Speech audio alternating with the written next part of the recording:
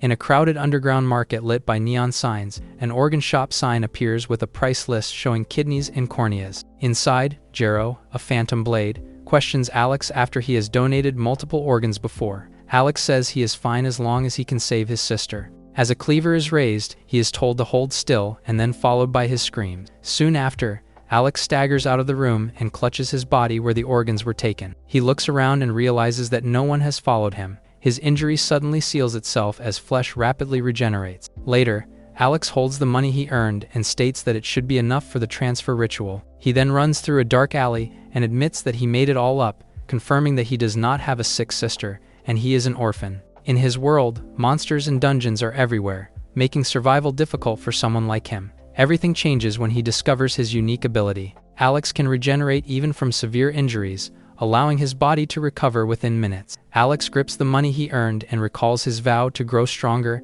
and protect what matters to him. The class transfer ritual has arrived, and Alex feels excited until teacher Wang notices him with surprise, knowing he could not afford the ritual. Alex lies and explains that he had to take out a loan just to be there. Alex's classmates whisper that his future is over if he ends up with a useless profession. The teacher urges Alex to hurry as the class transfer ritual is about to begin. A glowing orb rises as the ritual starts before a large crowd of students. Principal Gosh calls the next student as the process continues. He calls Dayu, a poor student from class 5, who walks forward to take his turn. Dayu places his hand on the glowing orb as Principal Gosh tells him to relax his body. The orb reacts as light surges upward, revealing that he has awakened a support-type class, Poultry Breeder. To stop him from being discouraged, Principal Gosh explains that support classes are not useless and asks everyone to calm down. Nini, a popular fire mage, is called next. The students react with excitement and praise her like a goddess. Principal wishes Nini good luck as she steps forward and thanks him in return. Flames erupt as her class awakens and reveals a powerful fire mage ability. Gosh announces her result as a SSS rank fire mage, drawing attention from the crowd. The surrounding students react by praising her talent and calling it impressive. Watching from the side, Alex thinks she is lucky as she can rival an entire army. Gosh tells Nini that her class transfer is complete and that he will discuss her training plan later. Alex is called up next, determined not to become Nini's side character. He places his hand on the orb, having waited a long time for this moment. His gaze sharpens as energy begins transferring from the orb into his body. A surge of icy energy erupts from the orb as Alex's class awakens, filling the area with frost. The power continues to rise, sending waves of cold outward. As the manifestation takes shape, Alex stands at the center of the light as the awakening stabilizes. Nearby students react in shock, questioning what kind of class this could be. Gosh watches closely and begins to announce the result as Alex waits for the verdict. The principal reveals that he has awakened a Forbidden Curse Master class. The announcement leaves everyone stunned as nearby students react in disbelief. Whispers spread through the crowd as they question how such a class could appear. Nini watches closely and comments on how unusual his result is. Alex stands quietly as he listens to his classmates muttering in fear and disbelief about his class. Gosh tells Alex not to think negatively and reminds him that curse masters are rare. Alex thanks him respectfully and shows no concern over his curse class, since his regeneration ability makes him practically immortal. He then wonders aloud what this class has to do with his immortality, leaving those around him surprised. Students walk down the academy steps as Alex decides to go home after the day. However, he is stopped when a classmate calls out to him by name. Nini steps forward and suggests that they team up, explaining that the more curse masters fight, the faster they die. Alex listens calmly but raises his hand and politely declines, thanking her for the concern. As she walks away, she remarks that he is stubborn and heading toward death, while Alex remains silent. Alex walks away and mutters that the encounter felt strange. A group of classmates suddenly blocks his way with Luke, who is a rich classmate known for bullying others. Alex stays calm and asks them to move aside. Luke laughs and keeps taunting him, claiming Alex will end up working security and using the money to support his orphanage family. Luke mocks Alex further, saying an orphan like him does not deserve a family, and orders him to kneel. The pressure suddenly shifts as an unseen force surges forward, causing the surrounding classmates to tense up. Alex's eye sharpens as something awakens within him. He raises his hand, and crackling curse energy gathers above him as the others stare in shock. When Luke questions why he would do this, Alex snaps back, warning them not to speak about his dead family. A burst of curse energy slams down, sending Luke and the others crashing into the ground. They lie injured and shaken as they realize what Alex just did. Alex calmly extends his hand and tells them to come at him if they want. Panic spreads as the group scrambles to their feet and runs away, shouting for help. Alex adjusts his bag and dismisses them as trash, noting that it only took one move. Alex groans in pain as the backlash from using his curse magic hits his body. From a distance, Nini watches and thinks that even a curse master like Alex went too far this time. The scene shifts to the building where Alex lives as night settles in. Alex arrives home and drops his bag, relieved to finally be back. Sitting alone, he reflects on his curse abilities and realizes that sacrificing parts of his body only produces ordinary lightning, making him wonder what would happen if he sacrificed something more important. Alex lies on his bed, groaning as the side effects of body recovery kick in and his head starts spinning. He stares up at the ceiling and mutters that he is completely worn out. Elsewhere, Luke angrily confronts his dad, Mr. Jin, demanding revenge for what happened to him. Jin listens calmly and dismisses the situation, warning that killing a triple S rank curse user is risky and brings no benefit. He reminds Luke that Alex comes from a poor background and advises him to use his greatest advantage, money, to strike at the weakest point instead, yawning, admitting that he is still feeling a bit sleepy. Someone suddenly calls out his name, and it turns out to be Luke approaching him. Luke asks if Alex has eaten yet and hands him a bag of breakfast, trying to act friendly. Alex looks at the food with suspicion and asks if he is trying to poison him, while Luke laughs and insists it was specially prepared for him. Luke awkwardly thanks Alex and says the beating made him reflect. He tries to act closer and asks Alex to call him Big Brother. Alex looks confused and clearly does not buy the act. Luke keeps talking about changing and becoming better. He then brings up money and offers help since Alex is short on cash. Luke talks about transferring Alex's tuition money and treats it like a small expense. A large testing venue comes into view as an announcement says the notice board is open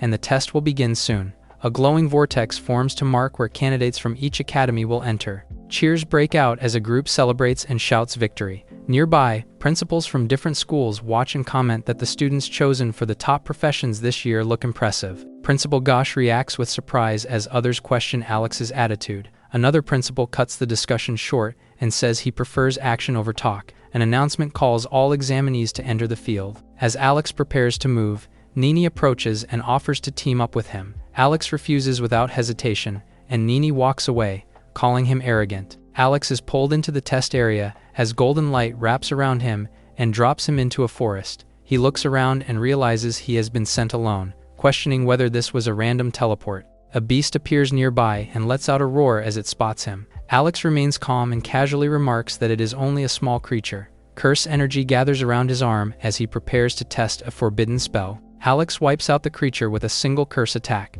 Walking away, he realizes the reward is tiny, and the backlash makes this method too slow. A beast roars as it charges at Alex, and he realizes this monster should give him decent experience. Alex crashes into the ground as dark curse energy surges, and he steadies himself. He then prepares to test his newly learned forbidden curse on the monster. A massive energy activates as power surges violently around Alex. The spell detonates and tears through the ground with overwhelming force.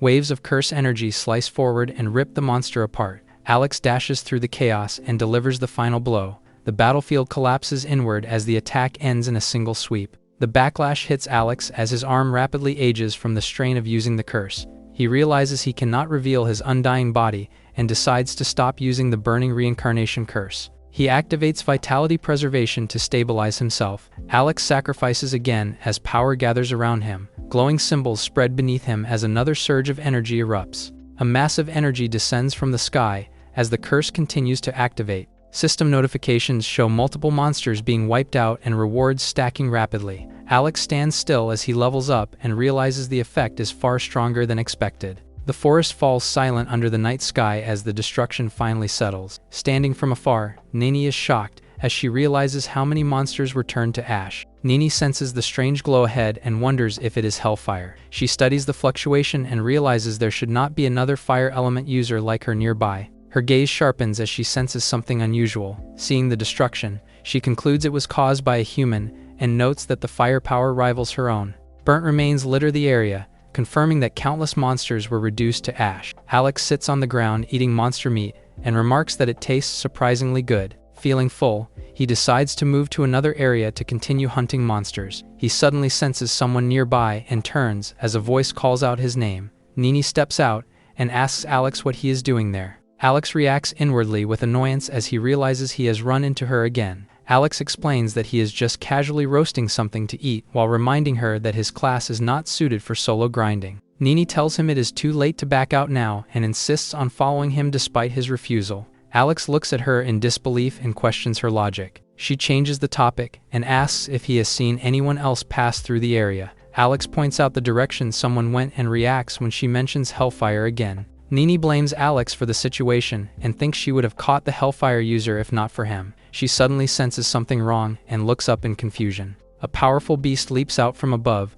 revealing itself as a level 8 Dragonblood behemoth. Nini is sent flying as the monster crashes down with overwhelming force. She struggles to stand and realizes there is no way she can win against it. Nini looks around and wonders where Alex went, assuming he has already moved far away. She launches a fireball storm toward the beast in an attempt to stop it. The monster is struck repeatedly as explosions burst across its body. Even after the hits, the beast remains active and locks its glowing eyes onto her. It drops from above and slams toward Nini with overwhelming force. Nini gathers her remaining strength and declares that she will fight the beast to the end. She unleashes a barrage of fire attacks that streak forward in rapid succession. The fire slams into the monster head-on as explosions erupt across its body. Her eyes widen in shock when she realizes the attack did not work as expected. The backlash hits her hard as flames explode around her, and she cries out in pain. The Dragonblood behemoth stands unfazed as flames still burn beneath its body. Nini kneels in pain and admits she was too arrogant,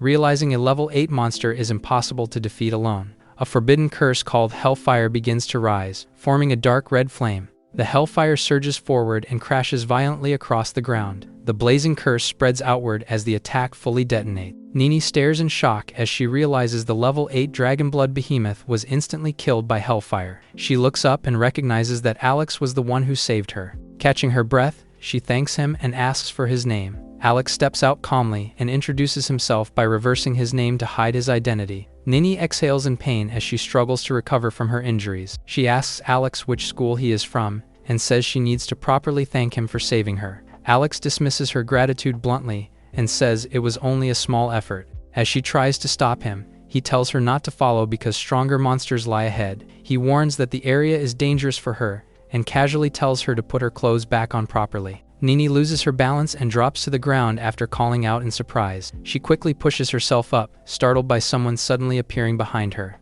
Regaining her composure, she declares that one day she will stand proudly by Alex's side. Alex moves ahead through the forest with curse energy still lingering around his body. Walking away, he exhales and thinks to himself that she was clinging to him again. Alex notes that he wasted time earlier and needs to hurry up and keep leveling. He reviews the forbidden curse effect and realizes it can negate fatal damage, but normally comes with heavy limits. He concludes that because of his condition, even forbidden curses that require sacrifice are usable for him. A close-up of his eye shows his excitement as he realizes how broken this ability is. Holding the glowing curse in his hand, Alex declares that he can now grind levels without restraint. Day 3 begins as the arena fills with people and the test enters its final stage. An examiner greets everyone and announces that this is the last day of the test. Nearby, several principals discuss the current records and question whether any student will break them this year. Someone arrives and remarks that the principals certainly have refined taste. Zora, Nini's top astrologer dad,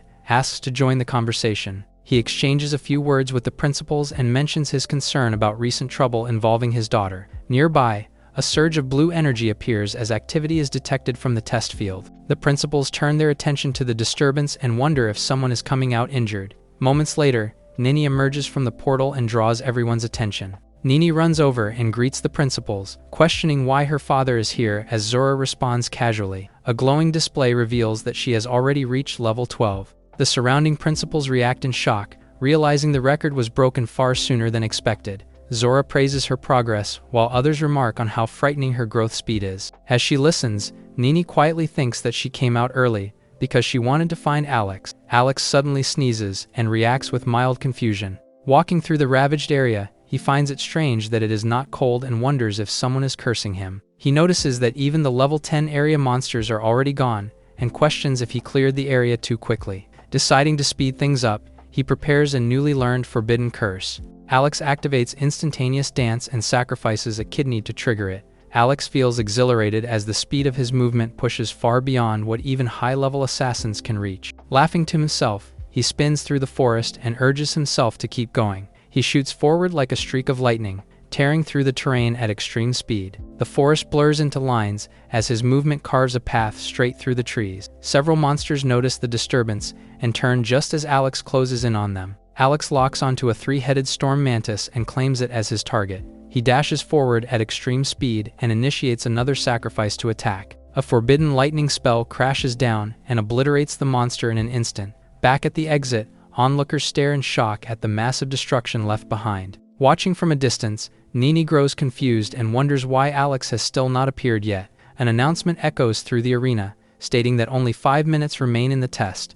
Nini looks around in confusion and wonders if she somehow missed Alex at the exit. Sensing movement, she turns toward the field and realizes that someone is approaching. Alex suddenly appears in front of her, prompting her to question why he came out so late. She angrily calls him a coward and tells him to stay away. Alex looks irritated and wonders why Nini is suddenly acting strange toward him. Principal Gosh steps in and asks Alex what level he ended the test at. A glowing display reveals that Alex reached level 16. The crowd reacts in disbelief as everyone realizes he has completely broken the previous record. The principals explain that Alex reaching level 16 requires an enormous amount of experience, leaving everyone stunned. Gosh laughs proudly and congratulates Alex, calling him the pride of Korra Academy. However, Nini points out that forbidden curse masters are known to level up unusually fast. Others counter that abusing forbidden curses will cost Alex his life long before he can go any further. Principal Sue questions Alex seriously and asks if he deliberately risked his life for the Academy's honor.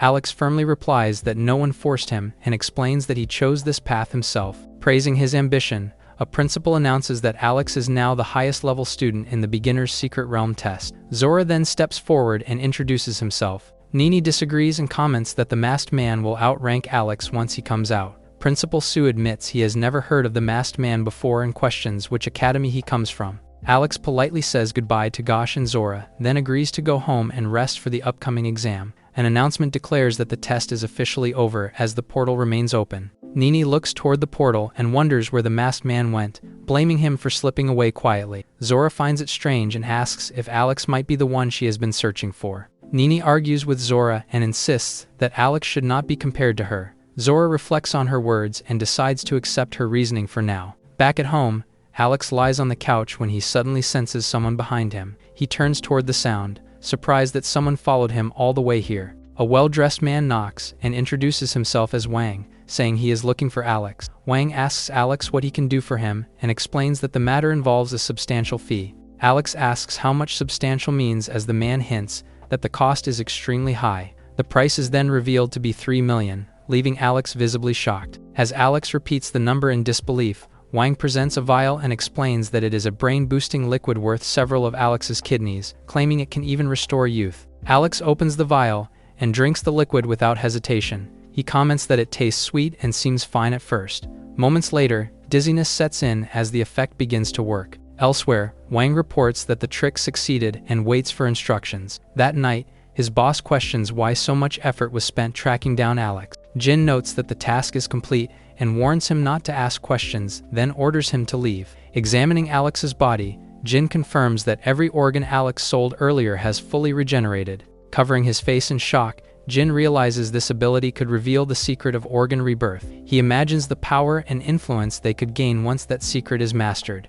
Jin then reacts to a sudden disturbance. Jin panics and questions how Alex woke up so quickly despite the drug. Alex calmly responds that he is more interested in how Jin tracked him down. Dropping the polite act, Jin threatens him and reveals that he is a level 20 job changer. Seeing no other option, Alex prepares to act and notes that fire magic would draw too much attention. He then activates Eternal Freezing Gaze, sacrificing his eyesight to unleash the forbidden curse. Jin stares in disbelief as the freezing curse spreads and traps him completely. He struggles to break free, convinced there is no way Alex's spell should overpower him. The moment shatters his confidence when he realizes Alex is only level 16 while he himself is level 20. Alex then calmly questions him, asking who else knows about his organ regeneration ability. Deciding the answer is enough, Alex says he will believe him for now and handle things quickly. Jin screams in terror as the freezing curse tightens around him. Alex slams him down through the ice with a brutal strike. Walking away, Alex mutters that the drug made him feel sick and that he should sacrifice his stomach next. The frozen prison collapses as the curse fully settles. Jin begs for his life while Alex calmly demands to know who is truly behind this. Alex threatens Jin and demands the truth as the curse tightens around him. Terrified, Jin reveals that their boss is Kenta, the underground king of Korra. Hearing the name, Alex recognizes it and realizes the situation has become far more complicated. Meanwhile, Kenta, the king of the underground market, questions his men. After hearing troubling news, he learns that Alex has gone missing and that contact has been lost. A report comes in that the farmhouse was destroyed, likely by a job changer. Furious, Kenta orders his people to find the person responsible at once. Elsewhere, Luke welcomes Alex at their mansion. Luke brings up the 2 million, but Alex stops him from talking about it. Luke obeys him and leads Alex inside the mansion instead. As they walk, Luke thinks about Alex and assumes his father will deal with someone like him easily. Meanwhile, Alex believes Kenta's people would have no trouble catching him. They arrive at a grand residence, leaving Alex stunned by how extravagant it is. Alex notices the lavish outfit prepared for him and remarks that life here feels very different. Luke asks which outfit he prefers and offers to have it delivered to his room right away. Several attendants step in to help Alex change as Luke jokes and tells him not to be shy. Luke then hints that something big is coming and says he will explain once they arrive. They enter a massive hall where Luke reveals it is Korra's annual auction, leaving Alex impressed by the scale. Luke tells Alex that everyone important in Korra is present and says he will introduce him to people later. Walking through the venue, Luke looks down on others and remarks that poor people will always lack experience. Alex ignores it and focuses on eating, saying he is starving after being busy all night. He suddenly pauses when someone calls his name. Nini then appears beside her friend, Yanni, and asks who he is. Alex feels irritated and wonders why he keeps running into Nini again. Nini recognizes him as someone who controls fire and questions if he is really the same person. Alex watches her quietly and wonders how she would react if she knew the truth about him. Footsteps echo as a group approaches from behind. Luke then steps in and introduces Alex to everyone, openly calling him his boss. The group reacts in disbelief when Luke calls Alex his boss. Their shock deepens after learning that Alex is already level 16 and ranked first in the novice secret realm. Alex calms them down and hints that he has insights about leveling up. They discuss the possibility of leveling outside the city but worry about restrictions before the big exam. Alex then agrees to help them level outside the city despite the risks. Alex asks about equipment, and Luke confidently says that part is easy. Luke reassures him and promises that as long as Alex helps him level up, he will take care of everything else. Alex reacts in surprise when Luke suggests buying whatever equipment he wants at the auction. Luke insists that improving his performance in the big exam matters more than money, adding that his father will support the cost. The scene shifts as an auction host steps onto the stage and welcomes all the guests. Queen steps onto the stage and welcomes everyone to the auction on behalf of the Treasure Pavilion. The crowd responds with applause as she wishes everyone luck in securing their desired items. She then introduces the first item, an epic fire-type skill scroll suitable for mage-type jobs. The bidding immediately heats up as prices climb rapidly. The room falls silent when Zora suddenly jumps the bid to 3 million. Alex notes that Nini relies on expensive skill books, while he does not need any at all. Alex reminds Luke to focus on equipment that can keep him alive rather than flashy abilities. The auctioneer then unveils an exceptionally rare ring that increases spiritual attributes by 30 and includes a passive skill. Bidding starts at once as prices rise rapidly. Seeing its value, Luke insists the ring would be extremely useful for them. He then asks Mr. Jin to place a bid on the item. The price suddenly jumps to 8 million, shocking the auction hall. The bid is repeated as the crowd reacts. Kenta then steps forward and raises the price to 10 million. Tension spreads as people recognize him as the underground king of Korra. Alex looks over and finally sees Kenta's face. Alex clicks his tongue and chooses not to step in. Kenta directly confronts Jin and demands an explanation for the offense. Jin answers carefully while pushing the bid higher instead of retreating. He then agrees to settle things properly and says the result will be decided at the end. Moments later, Kenta's men confirm that the warehouse incident is linked to the Jin group. Kenta accepts the result and warns the Jin group not to touch Alex's family. The auctioneer then declares the ring sold at 12 million and passes it over. Luke thanks Jin and turns to ask Alex what he thinks of the ring. Alex responds by warning him to be careful, pointing out that the auction attracted too much attention. The ring is shown up close, revealing its refined effect and enhanced spiritual attributes. Alex explains that the ring boosts spiritual attributes and even increases luck. Feeling drained, he tells Luke to choose the equipment instead. several powerful accessories are displayed, each offering different attribute bonuses. Alex notes that these are not ordinary items but sets that greatly enhance survival and recovery. He then lifts a sword and remarks that its effect is strong enough to counter spells. Alex tests the sword and comments that it is a solid weapon. Elsewhere, Nini wonders why the Jin family continues to support someone like Alex as she relaxes in a bath. She reflects on how much the Jin group spent on Alex. An attendant then informs her that Yanni has arrived with the information she requested. Nini responds by telling the attendant to have her wait while she finishes. Nini meets with an investigator named Jun and asks if there is any information about Alex. Jun explains that he does have information but warns her that it is not good news. Confused, Nini asks what he means. Jun reveals that a farm in Quora was burned down and that residual fire traces point to Alex, requesting her cooperation in the investigation. Stunned, Nini questions whether Alex could truly be a killer and instinctively doubts it. Jun asks Nini to calm down and explains that Alex defeated several enemies with a single strike. He then states that the investigation suggests Alex is the prime suspect. Nini reacts in disbelief and insists that Alex is too cowardly to commit such an act. Jun presses her further and asks if she is absolutely certain. As Jun activates lie detection,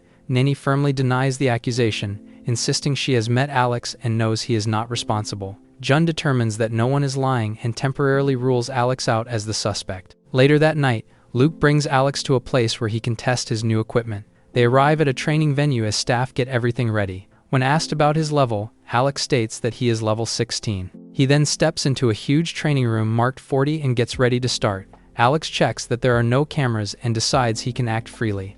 He activates a curse spell and announces that he will first test the power of the life sword. A massive surge of energy sweeps forward as he swings. The attack slams down and tears through the training room. Seeing the result, Alex decides to test other curse spells next. Outside, Luke remarks that the exam is coming up and notes how hard Alex has been training. Finally, Alex comes out, clarifying that he doesn't need to pay for the damages, and the staff confirms. Alex tells Luke to leave the place at once, while the staff freezes in shock after entering the training room and seeing the damage that Alex has done. Outside the Jin family residence, guards stand watch when chaos suddenly erupts inside. A man stumbles forward, clutching his head, as others demand to know what is happening. Panic spreads as another man recoils in fear. Inside, Jin reacts in confusion after hearing the screams. Moments later, a servant rushes in and urgently tells him to flee. He screams as an unseen force rips through him. Kenta then steps forward and calmly greets Mr. Jin. Panicking, Jin pulls a gun and calls out to Kenta.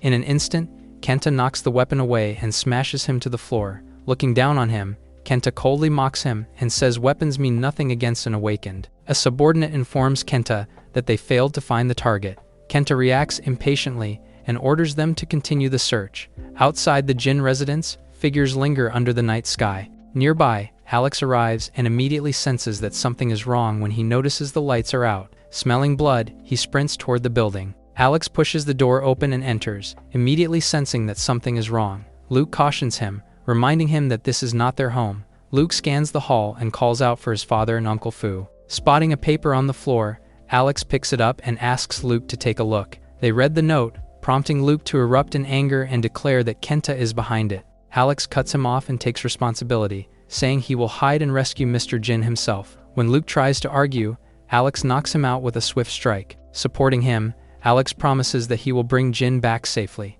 Alex carefully lays Luke down, blood marking his hand as he steadies him. Rising to his feet, Alex clenches his fist and declares that he will face Kenta himself. Elsewhere, his shadowy figure moves through a narrow alley. The entrance to the Quora underground black market appears, guarded and silent. Alex lands nearby and advances toward it without hesitation. Alex slips inside and notes that he moved fast enough to avoid immediate detection. Moments later, he realizes something is wrong because he was found too quickly. Two men step out and question why he is lurking in the shadows. They explain that the black market uses advanced infrared vision and say the boss has been waiting for him. Alex decides it is simpler to rush in directly as enemies block the way. He activates burning reincarnation and violent energy erupts around him. Someone watching realizes he plans to sacrifice again to fight. The backlash hits, and Alex visibly grows older from the curse. Gunfire rains down from above as Alex twists through the air to dodge the shots. A massive surge of curse energy spreads, while the power twists into a violent vortex as gunfire continues below.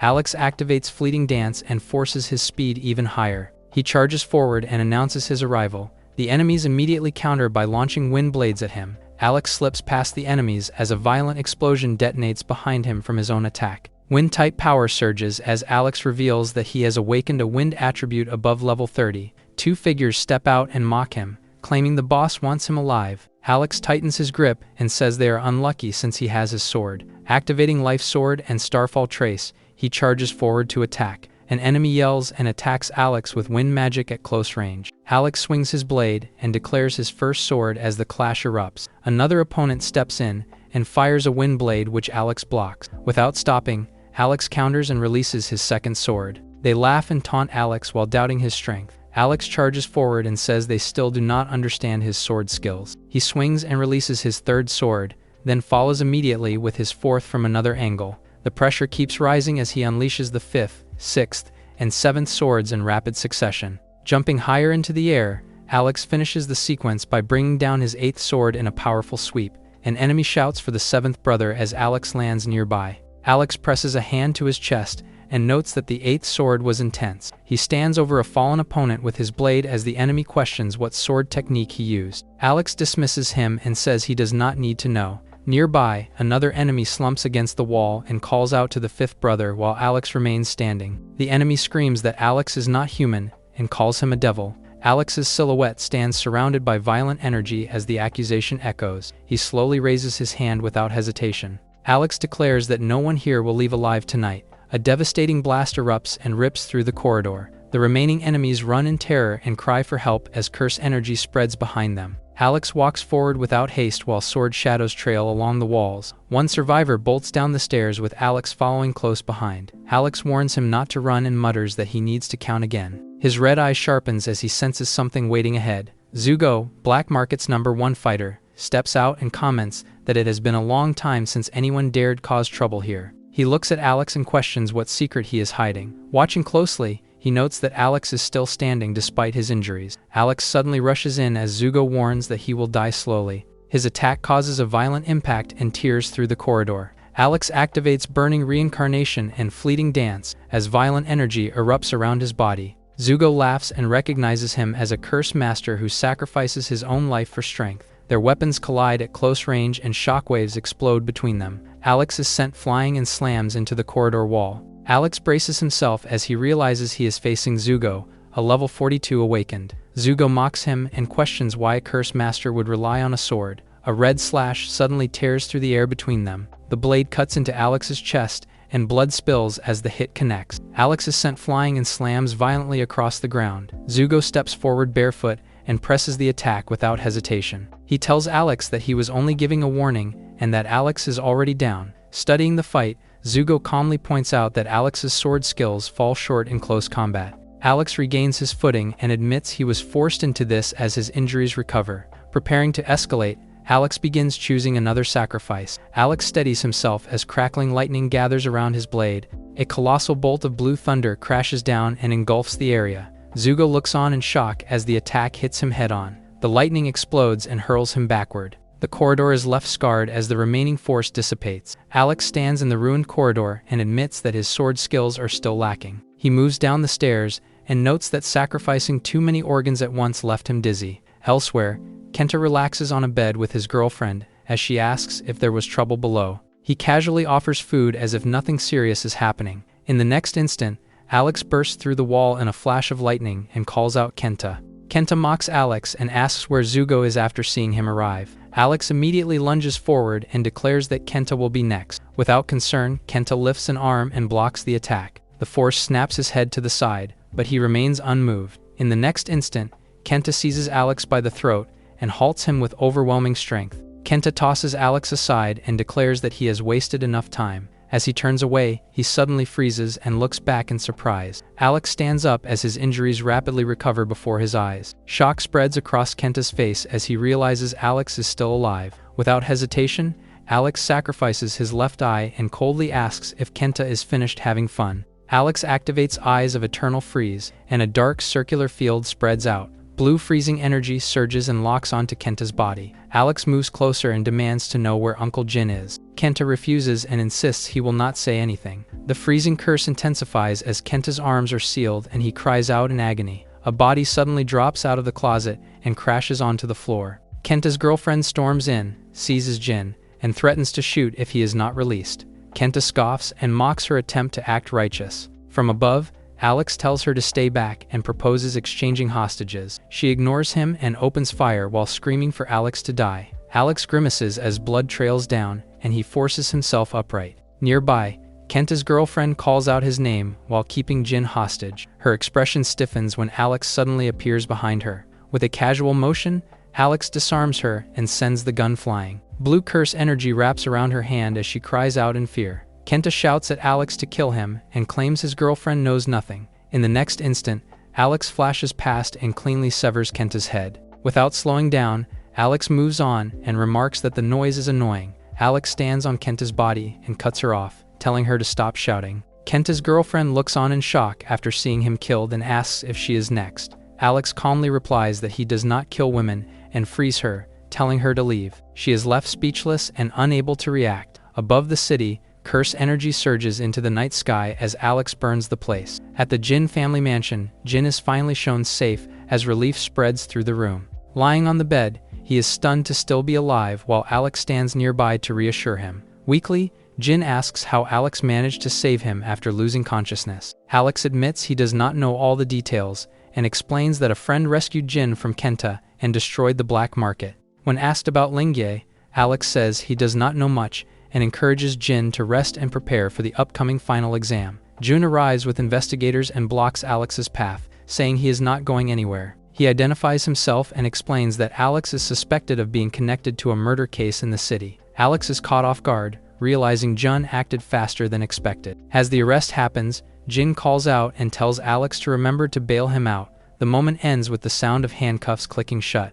Zora tells Nini that there is news about Alex. She immediately asks if he has been found. Downstairs, Zora waits quietly and coughs to himself. He then reveals that Alex killed Kenta on his own and admits this was unexpected. The Quora Investigation Bureau building appears as the investigation moves forward. Alex sits quietly as Leon, a gang member, enters the room and walks toward him. Leon warns Alex to speak before his lawyer arrives, but Alex refuses to answer. Losing patience, Leon grabs him and mocks his attitude. He demands to know where the item is, yet Alex remains unfazed. In an instant, Alex strikes back and slams Leon to the floor, demanding the item Kenta took.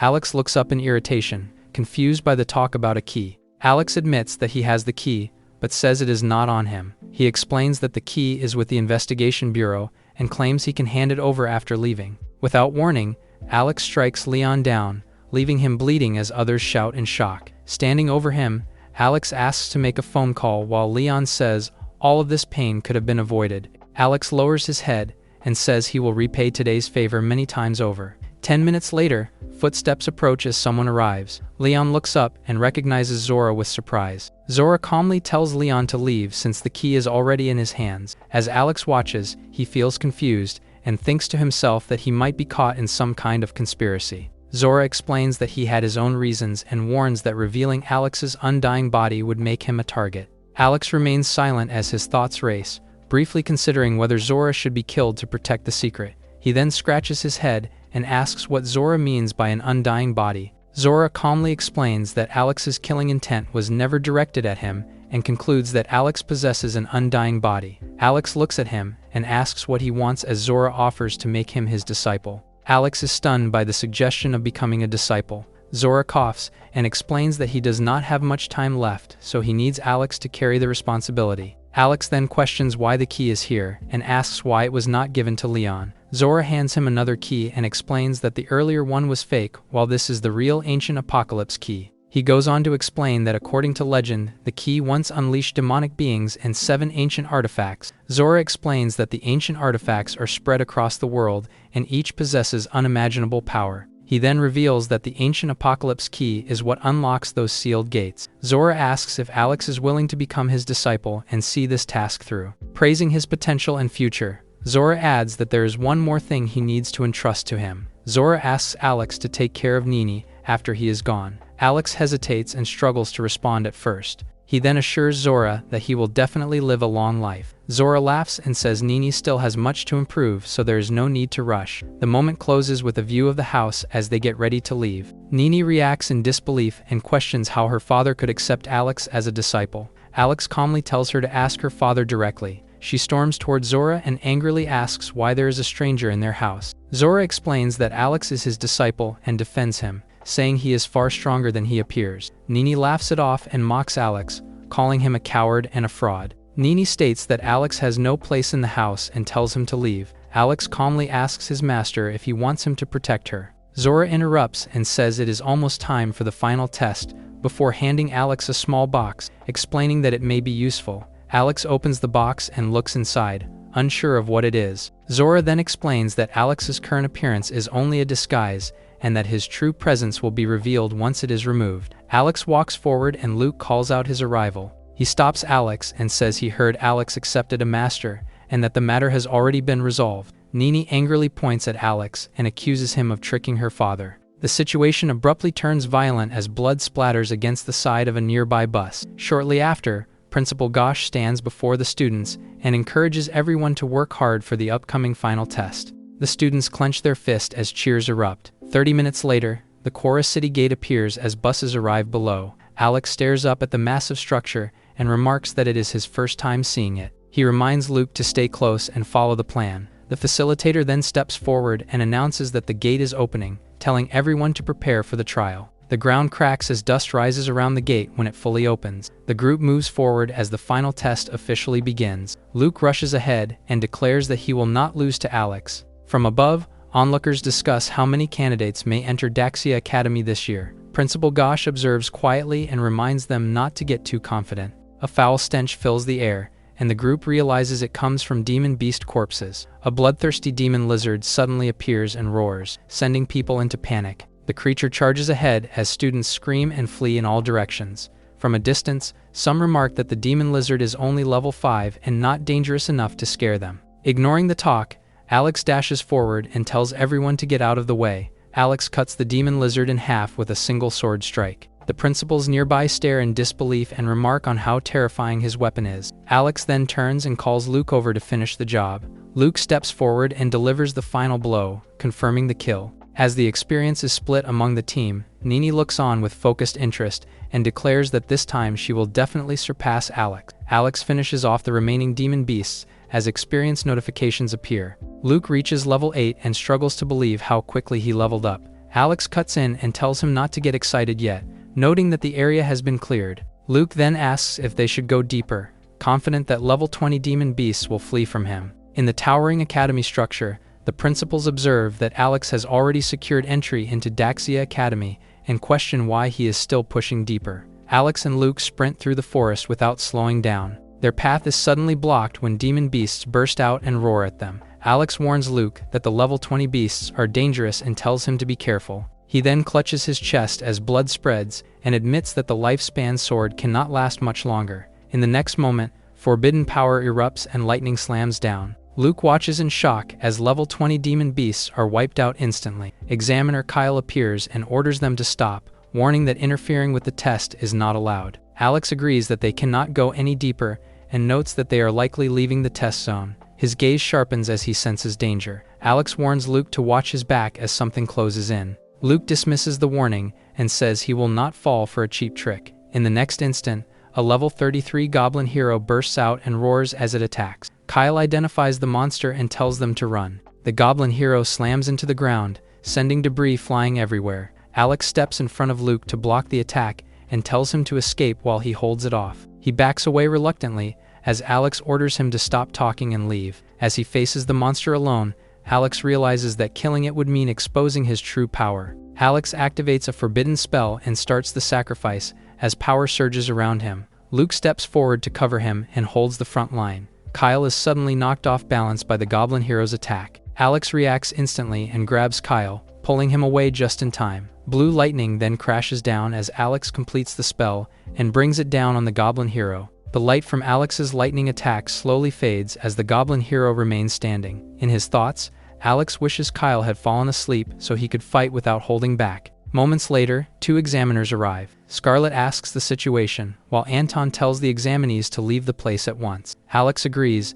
and says he will carry the injured examiner away. Alex suddenly wants to try something. He decides to try the illusion skin on him. He holds the mask, then wears it. He mimics Kyle's face to hide his identity. Scarlet suggests that they kill the goblin fast, until something catches Anton's attention. Alex arrives to provide support while still pretending to be Kyle. Lighting crackles as Alex tells the examiners to watch him kill the goblin. Without hesitation, he uses the forbidden skill called Eternal Arrow, wiping out the goblin. System notifications then appear, confirming the kill of a level 33 goblin. As the dust settles, Alex notices the dropped item in surprise. Anton angrily questions Alex and accuses him of interfering. Alex says they should not make a fuss, even joking that they can call him kind. Scarlet mocks the remark and tells Anton to forget it. Alex removes the mask and says they will not find him after this. The scene then shows a map of the outskirts forest, highlighting the final test teleportation gate. Kyle lies unconscious on the ground while Alex sits beside him and comments that the illusion skin works perfectly. Taking out the talisman, he realizes it allows experience to be shared. Suddenly, a cry for help echoes nearby. Moments later, Luke runs through the forest in panic as a monster chases after him, and Anubis charges forward and slams down with crushing force. Luke panics and screams as the attack reaches him. In the next instant, Alex appears and pulls Luke to safety. Alex calmly reassures him and explains that the goblin was already dealt with by other examiners. He then tells Luke not to move as he checks his injured hand. Anubis brings its weapon crashing down as Luke yells in alarm. In response, Alex activates a forbidden sword skill, and dark energy explodes from his blade. Moments later, system notifications confirm that the level 13 Anubis soldier has been killed and experience has been gained. Luke looks on in shock as he realizes the symbiotic talisman has triggered. Alex then tells him to kill the boss himself, leaving Luke confused. Alex tells Luke to stop following him and explains that they need to level up separately to maximize the shared experience effect. Luke hesitates but agrees, admitting there are not many monsters he can handle on his own. A werewolf roars and charges toward the group, drawing everyone's attention. In the next instant, Alex disappears and reappears at an unbelievable speed. Blue lightning slams down as he instantly kills 3 werewolves at once, leaving everyone staring in shock. Onlookers realize Alex is the forbidden spellcaster and question how he kills monsters so fast. They notice him recovering and point out that the equipment on his wrist seems to be restoring him. Alex keeps quiet and thinks that he must hide the secret of his immortal body. Suddenly, a level 20 Minotaur appears and charges forward as people cry out in fear. The group scatters in panic, shouting that the monster can kill in an instant. Alex laughs as he stands before the level 20 Minotaur. In the next instant, he shoots upward with blue energy streaking behind him. While airborne, Alex draws his blade and prepares a decisive strike. Below,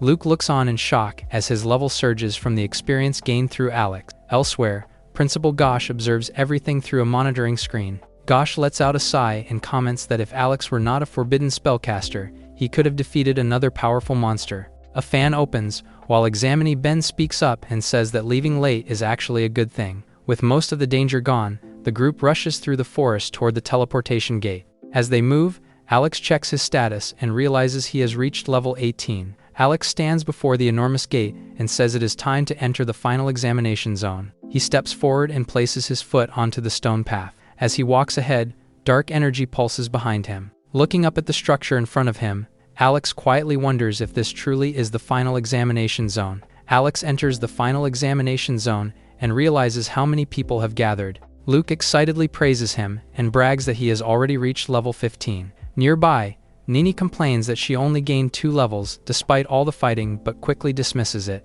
An examiner then appears and commands all test takers to be silent. Chief Examiner Yuan welcomes all test takers and formally begins the final test. He explains that the forest outside the city is the entrance and that only those who survive the journey are allowed to proceed. The massive gate opens as he announces that the test is divided into 2 parts. He then introduces the comprehensive assessment and the ring battle as the final stages. A victory in the ring can grant them up to 150 marks, which decides the top scorer. Yuan declares that special items are forbidden and warns that any violators will be disqualified. The test takers quickly line up as the comprehensive assessment starts. Standing still, Alex is surrounded by crackling lightning and thinks that the moment has finally come. He tightens his fist and resolves to write his own fate. The massive gate stands open and signals the start. Yuan checks the list of remaining test takers. Gina, the Supreme Academy supervisor, arrives late and offers an apology as energy trails around him. Yuan waves it off and asks if any test takers are still unaccounted for.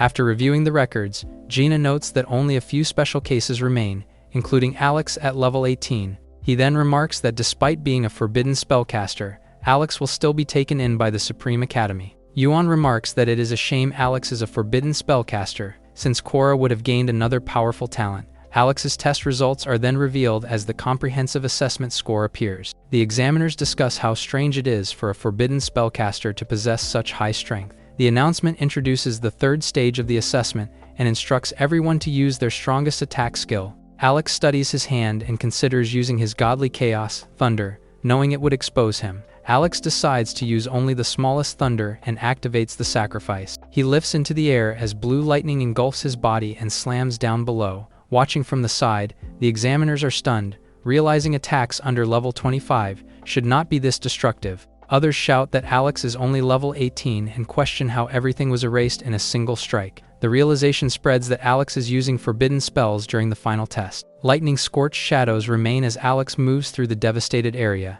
The destructive force settles and the remaining energy fades away.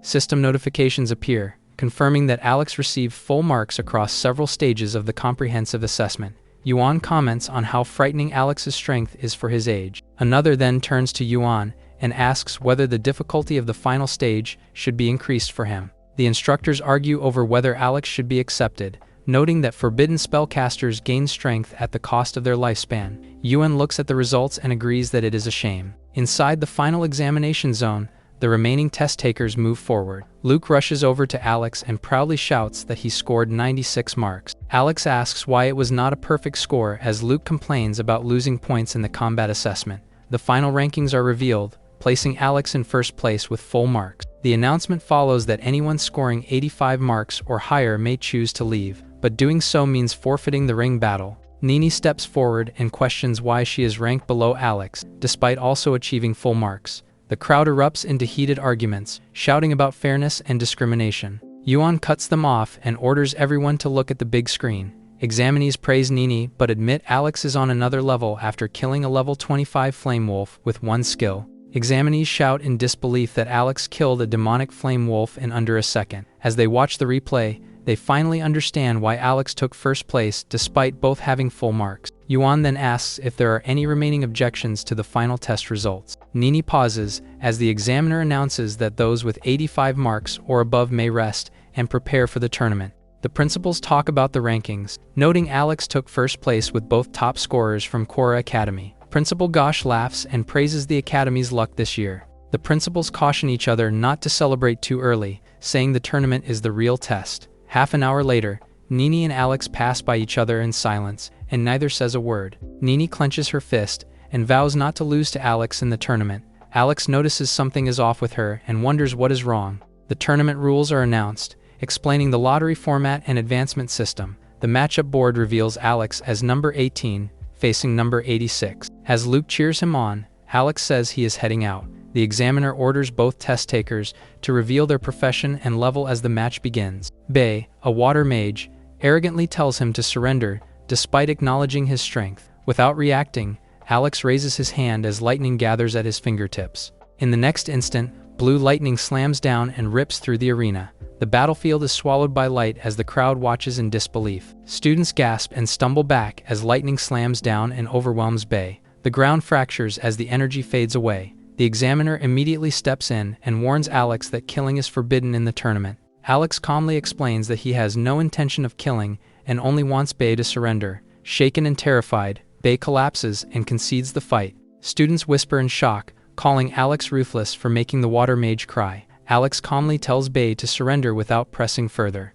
The examiner announces Alex as the winner of the first round, awarding him 10 marks. Alex turns away, thinking it is a shame. Watching from the side, Nini tightens her grip and declares that Alex will not defeat her. Elsewhere, Rocky, a spearman, lands without hesitation as Luke challenges him directly. Laughing bitterly, Luke admits he has never experienced such an overwhelming difference in levels. The results scroll by as winners are announced one after another. The second round of the tournament is officially declared. Shane, a cloud-stepping swordsman, notes that fighting Alex may not be easy. Shane steels himself and insists he will still win the fight. Alex calmly draws his blade, making Shane realize he cannot relax even for a moment. Panic takes over as Shane suddenly shouts his surrender. He raises his hand, ending the match on the spot. Alex is left staring in shock at how quickly it ended. Shane grits his teeth and tells himself that he would have won, promising revenge another day. The examiner then announces that Alex wins the second round and gains 10 marks. Around them,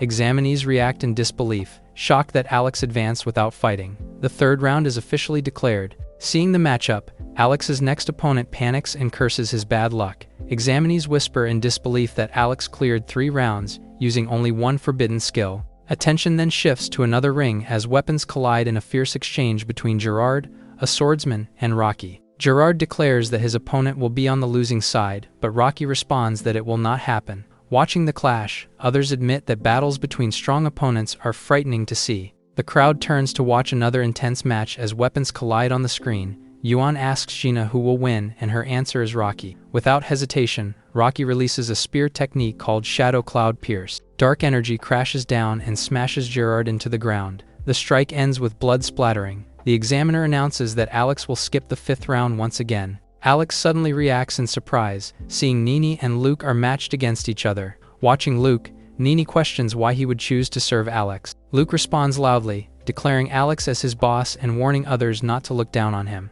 Nini unleashes a barrage of fiery projectiles, forcing Luke to defend himself. The flames explode, one after another, shaking the arena. Luke is thrown into the air as fire erupts below him. Struggling to advance, he realizes he cannot get close due to the long-range attacks. From above, Nini calmly taunts him and challenges him to keep dodging. A massive pillar of flame erupts and blocks Luke's advance. He jumps onto the rising fire, barely avoiding the blast beneath him. Realizing he cannot keep dodging forever, Luke decides to counterattack. With a single sword slash, he cleaves through the flames. From above, Nini remains calm and observes the outcome. Luke struggles to catch his breath, but insists on continuing the fight. Nini scolds him for being stubborn and immediately unleashes a massive surge of flames, ordering him to surrender. The fire engulfs Luke as she warns that anyone who underestimates her will pay the price. From the side, Alex remarks that Luke is clearly outmatched. The examiners react as the flames surge, sensing that Luke is about to be defeated. His figure is quickly engulfed as the fire closes in. From above, Nini spots him and shouts in shock. Pushing his body beyond its limits, Luke bursts out of the flames and rushes forward to attack her. He screams as he strikes and makes it clear that this was only a warning. Luke staggers on his feet and warns Nini not to push him further. He crashes to the ground, prompting Alex to rush over and call out to him. Officials immediately shout for medics as the situation turns serious. Alex kneels beside Luke and tells him to hold on while checking his injuries. Standing nearby, Nini apologizes and admits she did not mean for things to escalate this badly. The examiner confirms that Luke is not in mortal danger but has serious burns and must be taken to the hospital. Attention then shifts to the quarterfinal matchups as the next battles are announced. The principals discuss if Rocky will win and one answers with full confidence. Other principals disagree, insisting a level 18 forbidden spellcaster cannot last even one spell. Principal Gosh stops the argument and announces that the round is starting. Rocky steps forward and declares that he finally gets to fight Alex. He boasts that, as long as Alex is still standing, this year's top scorer will be him. Alex answers by questioning Rocky's confidence as he raises his weapon. As the match begins, Rocky charges in without hesitation. Alex blocks the first attack and makes it clear he will not use forbidden spells, relying on his lifespan sword skill instead. Rocky is unable to believe a forbidden spellcaster would fight with a sword up close. He follows up with a powerful downward strike, trying to overwhelm him. In response, Alex activates his lifespan sword skill and meets the attack head-on. Rocky strains and cries out as the clash pushes him back. Around the arena, spectators question why Alex is not using any spells. The principals quickly realize that Alex is not using a forbidden spell, but a sword skill that consumes his lifespan. They debate how many times he can keep swinging and whether the cost is worth the victory. On the battlefield, Alex advances and asks Rocky if he is surrendering yet. Pushed into a corner, Rocky snaps and shouts that Alex forced his hand. He then counters with heavy shadow strike, slamming his attack down. Alex suddenly senses something wrong and instinctively feels danger. His eyes catch the forbidden spell talisman in Rocky's hand, and he realizes what is about to happen. Rocky brings his weapon down and unleashes Shadow Dragon Meteor with full intent to kill. The spell hits Alex directly, drawing blood on impact. A massive shockwave follows as the forbidden spell explodes across the arena. Alex's sword sinks into the ground as the aftermath settles, and a black liquid drips from his injury. He groans and forces himself to endure the pain. Standing over him, Rocky tells him he will not last much longer and should die already. As Alex lowers his head, the crowd starts to question whether the match is over. The crowd whispers in disbelief after realizing Rocky used a forbidden spell talisman that heavily damages the body. Examinees erupt into heated arguments, criticizing Yukai Academy for allowing Rocky to use a forbidden spell while others shout for medics. The crowd continues to argue, accusing Rocky of cheating and refusing to accept defeat. Watching the scene unfold,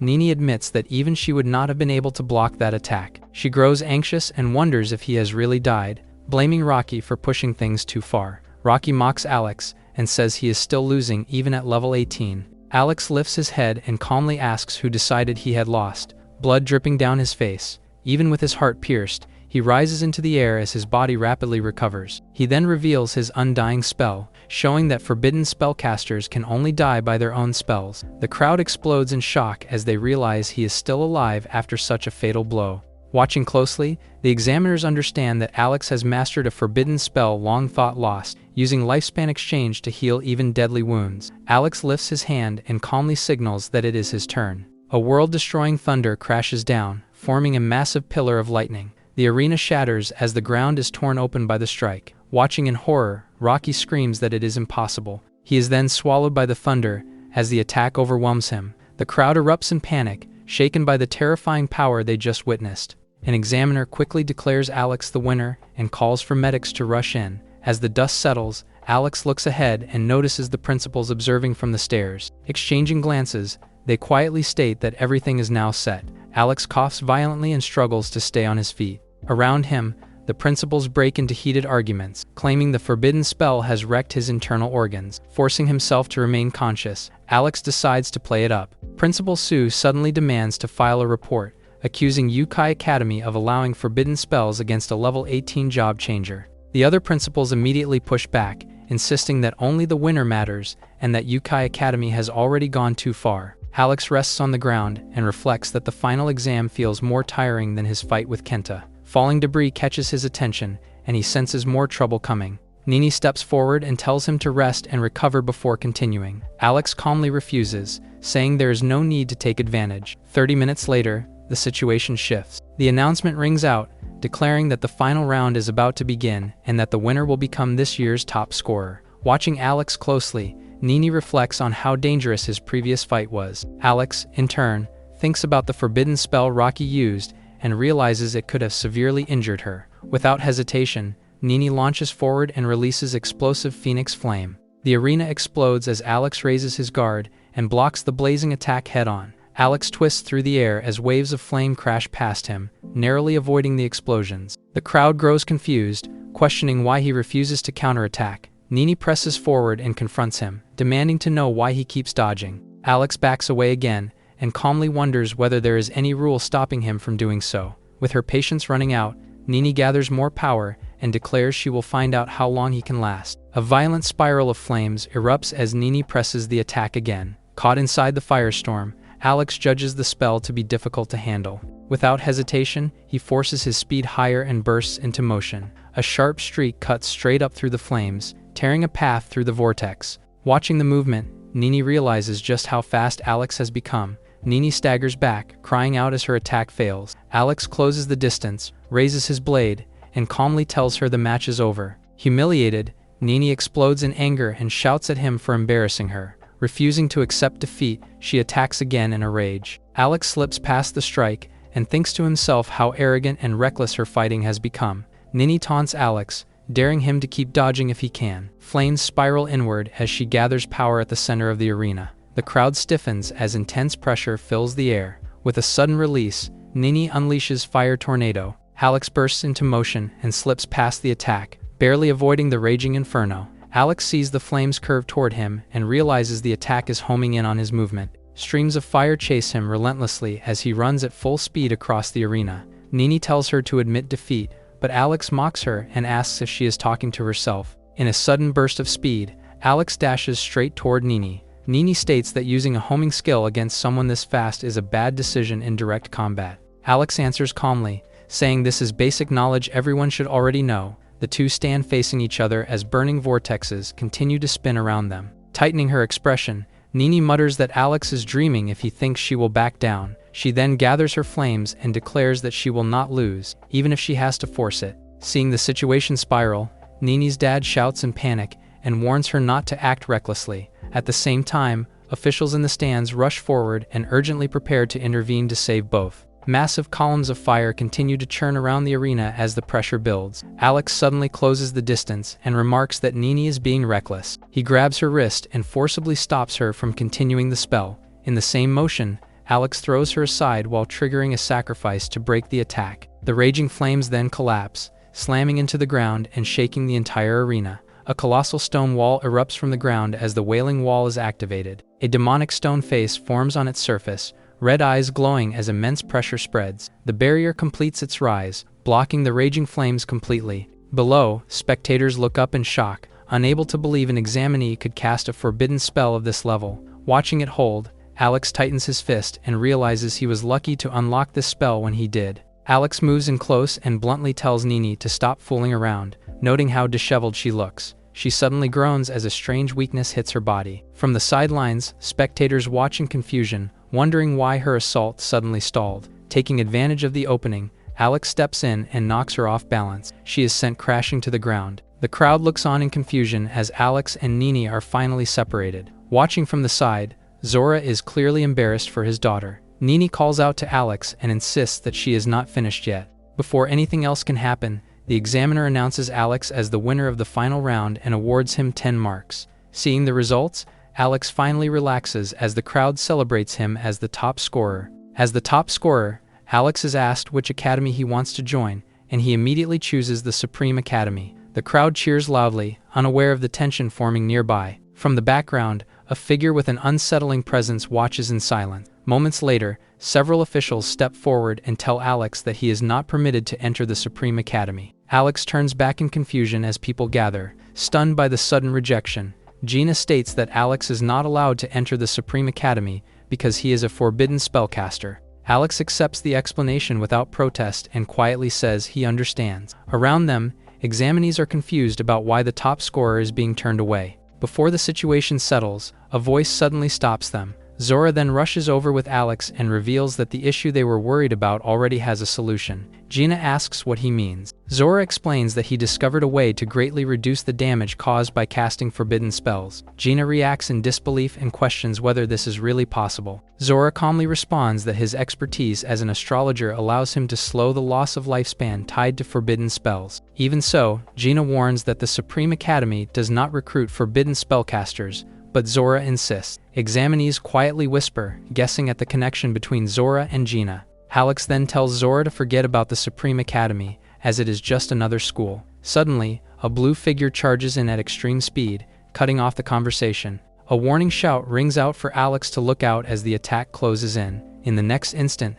Alex reacts and blocks the blue energy exploding outward. Alex catches the sudden attack and demands to know who struck him. The mystery guy claims a forbidden spellcaster is nothing more than wind-blown dust. He then introduces himself as Lucas, a first-year Supreme Academy student, and tells Alex to remember him. Gina immediately intervenes, reprimanding Lucas and ordering him to apologize. Lucas laughs it off, insisting he meant no harm and was only testing Alex's strength. Officials step forward and ask Alex if he is injured anywhere. While Alex answers that he is fine, Alex asks what just happened as everyone regroups after the sudden clash. Lucas responds with arrogant laughter, telling Alex he is free to challenge him anytime. Lucas warns that if Alex dares to survive, he will surely come back for revenge. He laughs loudly and mocks Alex, claiming Alex will never defeat him in this lifetime. Alex vows that one day they will face each other in a battle of life and death. Zora warns him not to act rashly, and the crowd reacts in disbelief. Alex looks over calmly and questions whether Lucas truly dares to make such a challenge. Without backing down, Lucas accepts immediately and sets the duel for 1 year later. Alex then turns away with a faint smile, commenting that the Supreme Academy seems interesting after all. As he walks ahead, the crowd bursts into cheers and chants Alex's name as Korra's top scorer. Alex checks on Nini and asks Zora if she is alright. Zora calmly explains that she is only shaken by the loss and will recover soon. When Alex brings up the past, Zora admits that Gina was his first love. At that moment, Nini comes down the stairs and overhears the confession. The sudden revelation leaves Alex completely stunned. Alex listens as Zora sighs and says the story goes back to his early days at the academy. Zora explains that he met Gina when he was young, and the two were close for a time before separating due to their differences. Hearing this, Nini asks if they ever reconciled. Zora pauses and admits that they did not. Taking it in, Alex quietly remarks that it is a shame things ended like that. Zora tells Alex to put the past behind him and says it will not affect his future. He then advises Alex to choose Daxia Academy, reassuring him that it fits his strength and potential. Alex accepts the suggestion calmly and says the academy seems fine to him. The next day, everyone rushes toward a towering building. At the entrance, Principal Gosh announces the arrival of the top scorers from Quora Academy. Gina announces that Nini has been officially approved to join the Supreme Academy. Standing nearby, Nini quietly notes to herself that she has finally won against Alex. Gosh then explains that Alex will still receive a 5 million reward as the top scorer prize. Wayne, the Quora City Lord, steps forward to greet Alex and praises his temperament as exceptional. As they shake hands, the surrounding crowd murmurs and senses that Wayne already holds Alex in high regard. Alex asks City Lord Wayne when the promised 5 million reward will be handed over. Wayne explains that the reward is still being prepared and will be given shortly. Assistants then step forward carrying additional prizes for the top scorer. It is revealed that Alex will also receive an epic grade self-selection skill scroll. Hearing that the top scorer realm grants immunity from damage inside the realm, Alex reacts in disbelief. Alex is stunned to learn that the top scorer realm provides immunity to damage. Wayne encourages him and says he has high expectations for what comes next. Wayne then explains that achieving the highest score in the realm will grant the title of the nation's top scorer. Holding the reward tightly, Alex confidently says he will claim that title. Satisfied, Wayne laughs and suggests taking a group photo. Walking beneath the trees, Zora warns Alex to never use lifespan-consuming skills inside the top scorer realm. Alex answers calmly, noting that although the secret realm provides immunity to damage, Zora tells Alex that he has other matters to take care of and that Alex should continue on his own. Alex calmly agrees and says it is no problem. Walking through the bustling streets, Alex notes that this is his first time visiting Quora. He soon arrives outside a marina building and pauses to take in his surroundings. Outside, a receptionist confirms his identity and asks him to follow her to his accommodation. The receptionist tells Alex that the top scorer realm will not open yet and that he has plenty of time to rest. Alex settles onto the bed, finally relaxing after everything that happened. As he looks at the reward in his hand, he thinks about the top scorer realm and considers going out to explore Quora. Suddenly, loud knocking echoes as his door begins to open. Alex gets up in confusion, wondering who could be knocking on the door to a single room. Heavy knocking suddenly echoes through the room, snapping Alex out of his thoughts. He turns in confusion and asks who is there. When the door opens, Lily, another student, stands in the hallway and stares him down. Alex immediately questions who she is and why she is in his room. Before he can react, Lily suddenly charges forward and throws a punch. Lily lashes out at Alex, accusing him of lying and warning him not to play tricks. Seeing no other option, Alex decides to act. In an instant, dark wooden roots explode from the floor as Realm of Wood activates, binding Lily in place. She panics and struggles as the roots tighten, realizing she cannot escape. Watching her flail, Alex calmly tells her that resisting is pointless and orders her to stop. Alex raises his room card and shows Lily that his room number is 6099. Lily is stunned when she realizes her own room card also says 6099. As the misunderstanding becomes clear, Alex releases the spell and the wooden roots withdraw. He tells her to look closely if she still does not believe him. Lily then stares at her card in confusion as she notices the number is actually 6609. Lily looks down at the room card in shock, unable to understand how it changed to it.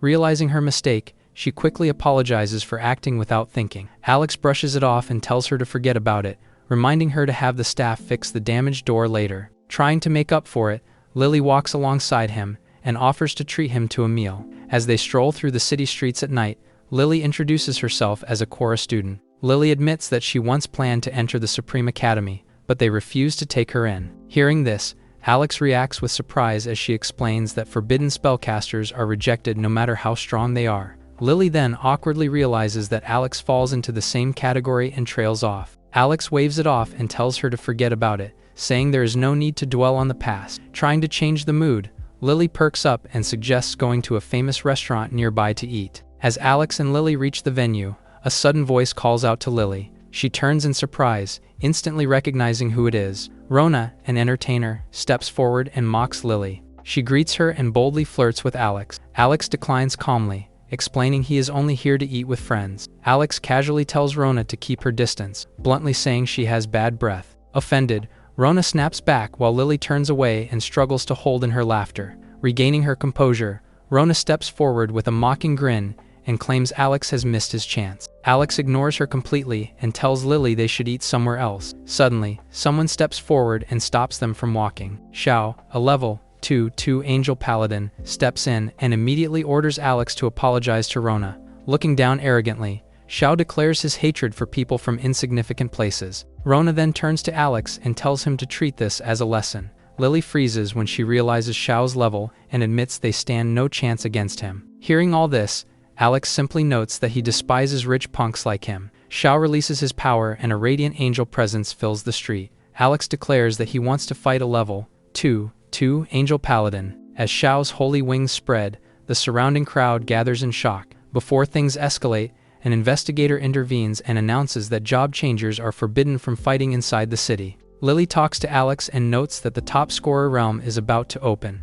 Xiao gives one last warning, telling them not to stir trouble inside the top scorer realm. He then calls Rona to leave, and the two walk away together. Left behind, Lily bows her head and apologizes to Alex for causing trouble again. Alex asks who that person was and why Rona seems so hostile toward her. With a quiet sigh, Lily finally reveals that Rona is her half-sister and that their conflict goes back to childhood. Alex suggests treating Lily to a meal and tells her not to dwell on what happened earlier. Lily looks around and realizes they are still eating there, noting that the place is well known and the food is good. The scene shifts to the third day as the towering gate of the top scorer realm rises before a massive crowd. A surveillance camera suddenly activates with a sharp beep. Zen, the supervisor, addresses them and announces that the top scorer realm is about to open. Zen tells everyone to get ready. Noticing the supplies, Lily asks Alex why he prepared so much food. Alex explains calmly that they will be staying inside the secret realm for several days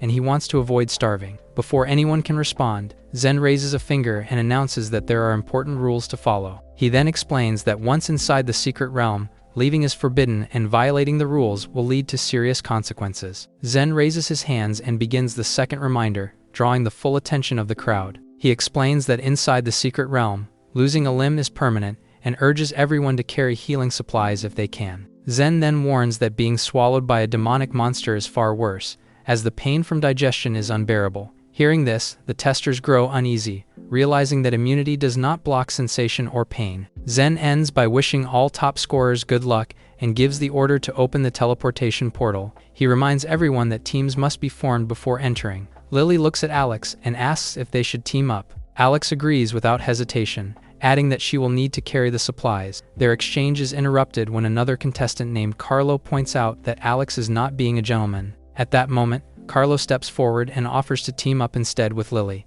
Lily steps forward and releases her power, intimidating Carlo. Meanwhile, Rona loudly asks who wants to join their team. Her words attract several testers. Turning his attention, Xiao then calls out to Alex directly. He reveals that he investigated Alex's background and mocks him for coming from a small county town. Xiao stares Alex down and declares that this is his final chance, demanding that Alex kneel and beg for forgiveness. Alex responds with a laugh, brushing him off and calling him an idiot. Losing control, Xiao charges forward and swings wildly. Before the blow can land, Zen stops the attack and shouts for him to stop before things escalate any further. Zen shouts that the secret realm has officially opened. Xiao tells Alex to wait for now, saying they can deal with him later. From the crowd, a warning follows from Lily calling Xiao reckless and urging Alex to stay cautious inside. Ignoring the concern, Alex walks straight toward the glowing entrance. Moments later, Alex and Lily arrive inside and are surprised by how peaceful it looks despite the hidden danger. A stone gargoyle crashes down in their path, and Lily immediately warns that it is a level 2 monster. She enlarges herself so Alex can conserve his strength. She mocks the gargoyle and sneers that she will crush it easily. Watching the exchange, Alex notes that the creature fights like a demon and decides not to waste time. In the next instant, he releases his curse magic and causes the gargoyle's body to explode. Lily stares at the scene in shock, after the monster was killed instantly. A system notification confirms the kill and awards the experience. Alex comments that it is fortunate the secret realm provides damage immunity, since his body would not have survived the backlash. Hearing this, Lily reacts in disbelief as he explains how brutal forbidden spells cast through sacrifice really are. Not wasting time, Alex tells her to move on, and warns that the stronger the monsters become, the deeper they go. As they walk, Alex thinks about how being a forbidden spellcaster led to his rejection from the Supreme Academy. He calmly reflects that trading lifespan for the power to do what he wants is not such a bad deal. Suddenly, Alex senses danger and snaps his head up. In the next instant, a huge demonic figure descends from above and looms over them. A giant poison centipede is identified as a level 2-5 monster. Alex and Lily look up at the creature, and she reacts in disbelief. Without hesitation, the centipede launches forward, crashing down with its massive body. Alex carries her as they escape the monster. Alex coughs as poison splashes, but he tells Lily to leave it to him. Without hesitation, he activates Sacrifice. A massive pillar of blue lightning crashes down as world-destroying thunder is unleashed. The strike rips through the battlefield, wiping out everything in its path. As the dust settles, a level 2-2 poison scorpion appears ahead. Shortly, a level 2-5 skeleton blade shield warrior suddenly drops from above. Before it can even act, the skeleton is struck and killed instantly. Moments later, another enemy bursts from the ground and catches Alex off guard again. This time, a level 2-8 abyss ratman reveals itself and attempts to ambush Alex. He reacts instantly, raising his hand and calling down eternal thunder to strike the creature. It crashes down and shatters the ground. As the dust settles, a level up notification appears, and Lily celebrates that she finally leveled up. Excited, she pieces things together and realizes that Alex is a forbidden spellcaster who can unleash huge damage safely inside the realm. Alex calmly confirms her realization. Looking at his status screen, Alex reflects that now that he has reached level 20, and it is time to unlock his second talent. After reaching level 20, Alex realizes his second talent allows him to upgrade all spells he uses. Lily hands him the Fireball spell scroll she picked up and urges him to try it. Activating Fireball, Alex wonders whether it still counts as a regular spell. As his talent triggers, the spell is instantly upgraded into the forbidden spell Flame God's Breath. Curious about its strength, Alex decides to test it. In the next instant, a massive wave of flames surges forward, burning everything in its path. The forbidden spell, Flame God's Breath, swells into a gigantic sphere of fire. In the next instant, it detonates like a miniature sun.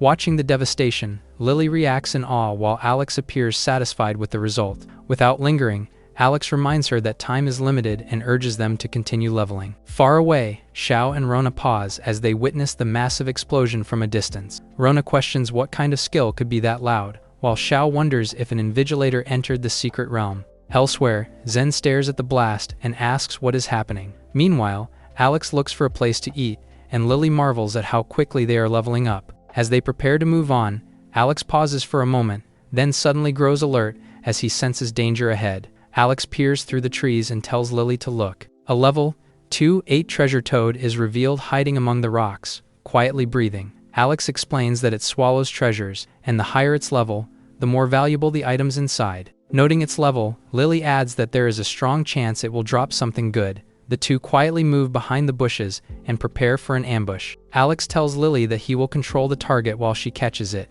and she agrees. Before they can act, Xiao and Rona suddenly appear and ambush them from behind. Startled by the sudden disturbance, the treasure toad suddenly moves. As everything erupts at once, Alex shouts for Lily to act immediately. In the next instant, Alex releases his control as energy surges. Alex curses as he realizes someone has suddenly ruined their plan. Xiao immediately declares that it is time to settle the score, vowing to make Alex experience something worse than death. Alex goes on to say that Xiao appeared at the worst possible moment and ruined his plan. When Carlo sees Alex forming a fireball, he mocks him and calls him an idiot for thinking it would work. In the next instant, the fireball suddenly turns into a miniature sun, stunning Xiao and Carlo. Alex throws the fireball forward, intentionally letting it pass by Xiao and Rona. As the blazing mass rushes past, the two panic by how overwhelming its power feels. Alex then tells them to relax and calmly activates a skill scroll, revealing Ice Vortex spell. Ice blue energy coils around him as Rona warns Alex not to come any closer. In the next instant, the ice condenses into multiple sharp, blade-like projectiles that shoot forward. Sharp ice projectiles hang suspended in the air around Xiao and Rona. They stare upward in shock, questioning how an ice vortex spell could have such power. Alex steps forward and tells them to try experiencing it themselves. The ice projectiles suddenly shoot downward, converging toward them. As the frozen blades slam in, Xiao activates his holy shield. The ice projectiles collide with Xiao's holy shield, the two forces crashing together as the frozen blades continue pressing down. Xiao shouts in disbelief, questioning if Alex is serious. Pushing himself, Xiao activates the golden 10-fist sword and swings his glowing blade. The golden slash surges upward, slicing through the falling ice projectiles. Xiao rallies the group and tells everyone to attack together. The ice projectiles continue crashing down, pressing hard against the growing shield. Watching the scene, the others react in disbelief, questioning how Alex can use both fire and ice, and whether he might be a forbidden spellcaster. Alex laughs and says he will show them something more exciting as he activates a scroll labeled Falling Rock spell. In the next instant, a massive boulder crashes down from above, slamming into the area with crushing force. Xiao freezes and mutters in disbelief, questioning if Alex is really this strong. One of them recognizes it is not a normal falling rock spell and calls it the forbidden spell Starfall. A massive rock continues crashing down. Xiao and Rona are struck by the impact. Barely managing to get up, Xiao declares that he is a descendant of the Du family and questions whether Alex truly wants to fight him. Alex tells him to relax and says he will use a bit of his family's power, so he will not die. Before anything can settle, another enormous boulder crashes down from above as onlookers cry out in shock. Xiao and Rona try to reason with Alex, reminding him that they are all students of the Supreme Academy. Alex floats calmly in the air as he questions them. He then reveals that he was rejected by the Supreme Academy, making it clear that they are not classmates. In the next instant, the massive boulder finally slams into the ground. Watching the scene unfold, the other examinees are left staring in terror at the overwhelming power on display. As the dust clears, the shattered ground and massive crater come into view. Xiao and Rona are left embedded in the rubble, groaning as they struggle to move. The remaining examinees land nearby, staring at the devastation in silence. Alex calmly tells them to send Xiao and Rona to get healed, saying there is no need to drag things out further. Moments later, a spatial portal opens, and the two are sent away for treatment. Alex notes that the world is finally quiet after dealing with those troubles, and tells Lily they should see if they can catch up with the treasure toad. Nearby, Zen arrives with the other supervisors and comments on how strong the top scorers are this year. Zen adds that it has been a long time since a single person caused this much disturbance. As reports come in about injured examinees, the supervisors rush toward the scene. Seeing the damage, Zen immediately orders the clerics to heal the injured. Zen asks what they encountered in the secret realm, and a report answers that they just met a forbidden spellcaster.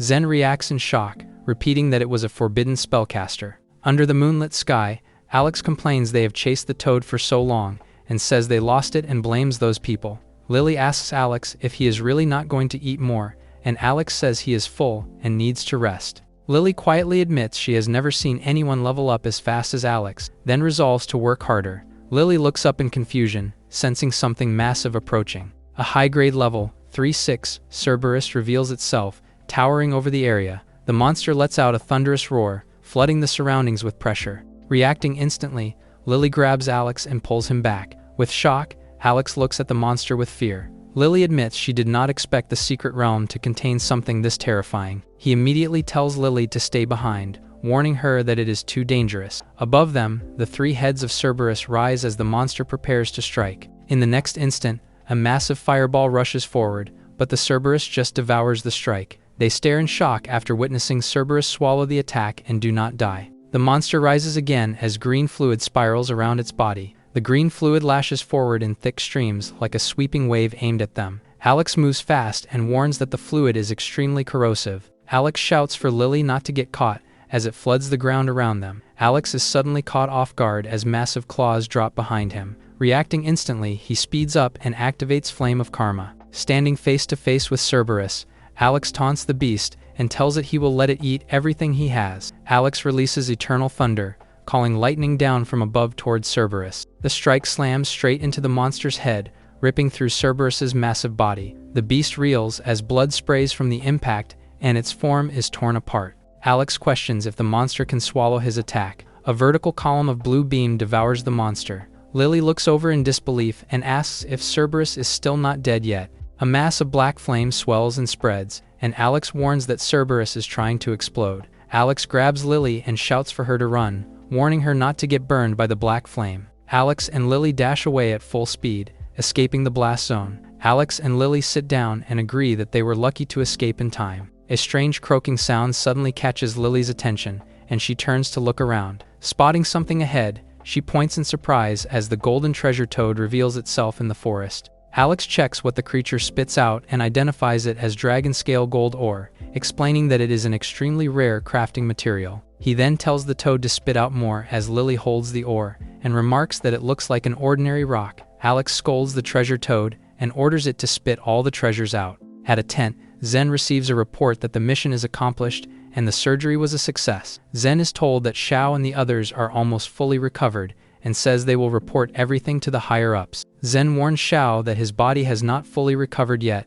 and tells him not to come out. Xiao grips a crutch and calls out Alex's name. Alex faces the treasure toad and angrily declares that he is not done yet. The treasure toad croaks nervously as Alex tells it that it still has not spat out all its treasures. Panicking, the creature croaks repeatedly, while Alex continues pressing it to spit everything out. Alex then crouches down and calmly says there is good news and bad news. He explains that the good news is its suffering is over, but the bad news is that its days are also over. Alex drives crackling lightning into the golden treasure toad. The creature opens its mouth and spits out a glowing spear-shaped item toward Alex. A massive explosion erupts in the forest. The toad expresses its fear, croaking nervously as it watches the aftermath. Holding the spear-shaped item, Alex reacts in surprise and questions its strength. He then remarks that it is not bad and decides to keep it since it looks useful. Without wasting time, Alex tells Lily they should move on to find more monsters. Alex looks around and questions why there are no monsters nearby. Lily explains that it is his fault,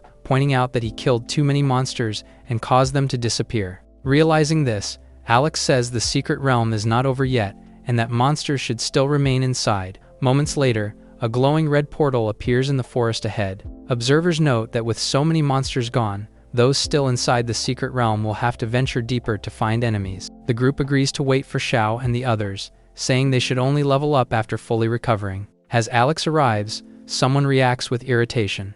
Zen asks Alex if he truly intends to leave the secret realm, as a notice states that the top scorer realm will close in 48 hours. Alex responds calmly that he is sure. Zen then tells Alex to record his level and asks him to show his status so it can be documented. Alex shows his status to Zen and confirms his level is 25. The surrounding group reacts in shock, repeating that Alex is level 25. One of them stares in disbelief, saying Alex gained 7 levels in just a few days and has never seen such speed. They point out that Alex was only level 18 when he entered the top scorer secret realm and wonder if he killed all the monsters in the inner area. Alex asks Zen if he can go now, but Zen refuses and says Alex must wait until the secret realm closes to claim his reward. Someone curses their luck, revealing that Xiao complains that they spent a long time chasing the golden treasure toad. One of them reports that all the monsters in the secret realm were wiped out by Alex. When Xiao realizes that Alex is already level 25, he curses in disbelief. Lily remarks that some people are truly miserable, while Alex remains silent. Xiao and Rona complain angrily, criticizing forbidden spellcasters and saying they kill monsters too easily.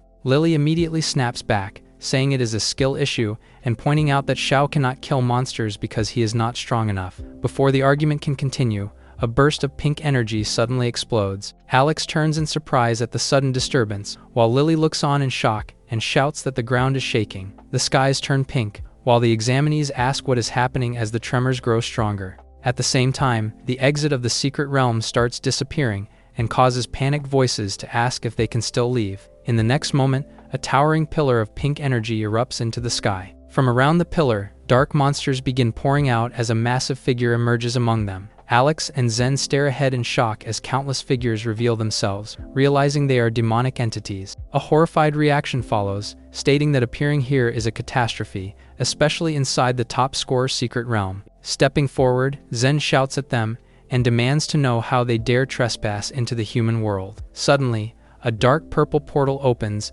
and pulses with ominous energy. From within, a demon's voice laughs and declares that Alex is not fit to speak to it. The Demon King steps forward and coldly tells Zen that someone like him dares to speak to them. His eye sharpens with killing intent as it questions his worth. The Demon King declares judgment and says they are courting death. Before the threat can advance, Zen steps forward and orders everyone to stay behind, but a massive monster suddenly appears in front of him. The demon monster throws a heavy punch, but Zen dodges it instantly. Even so, the sheer force of the attack sends Zen sliding backward from the impact. Watching closely, the Demon King orders the monster, Luda, to deal with him. Zen immediately warns the Demon King not to touch the students. The Demon King looks at the students and challenges them to fight him. Several examinees scoff that the demon is only level 20 and declare they will fight him head-on. Kai, a level 1 God Knight examiner, steps forward and declares that he will fight the Demon King. From the side, examinees shout encouragement,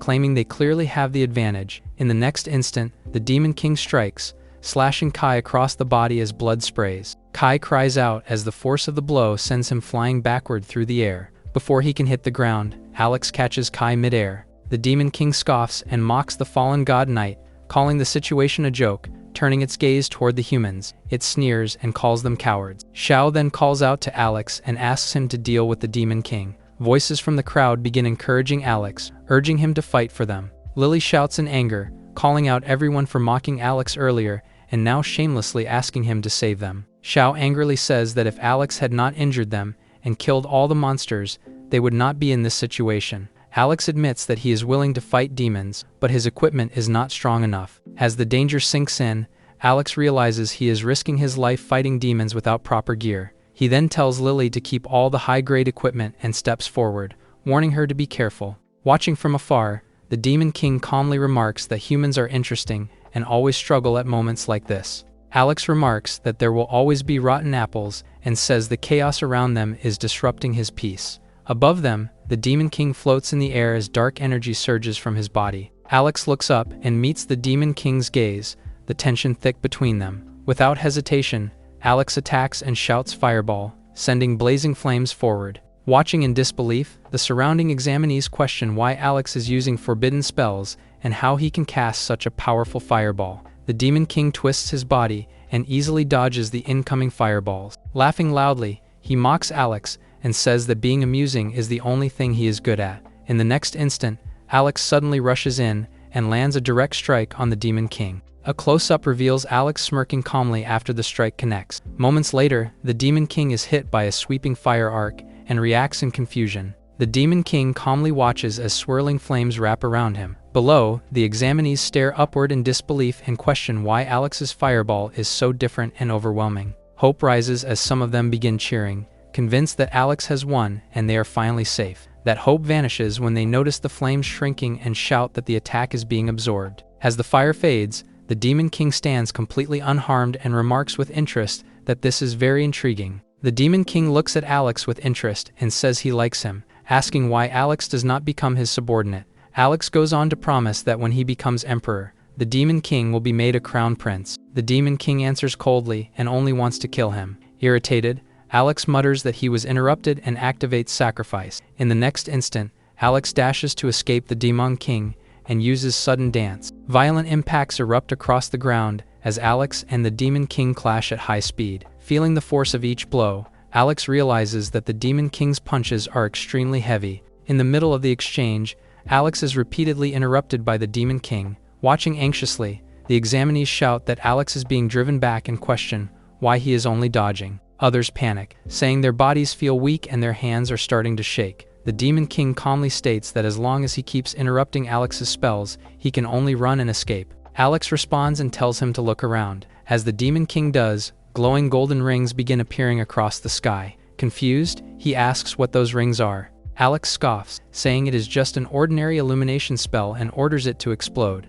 A glowing golden ring expands as the spell activates, detonating and exploding outward. The Demon King responds by activating Magic Shield. He smirks and tells Alex he cannot be hurt. In the next instant, Alex activates another forbidden spell called Eternal Thunder. Alex rushes forward and shouts for the attack to pierce through. Lightning crashes down and rips through the ground. The Demon King staggers as the strike hits, letting out a pained groan. Recovering, he swings his weapon at Alex and curses him. Enraged, the Demon King snarls and vows to kill him, prompting him to charge forward. Alex blocks the strike, but Alex is shown coughing blood from the hit. He slams into the ground, tearing a trench behind him. Hovering above, the Demon King declares he will crush Alex and everyone else here. Alex activates Sacrifice from the rubbles. Blue energy explodes outward as Burning Karma activates. Locking his gaze forward, Alex challenges the Demon King and asks if he can withstand this. A burst of golden light detonates around him, swallowing the space. Moments later,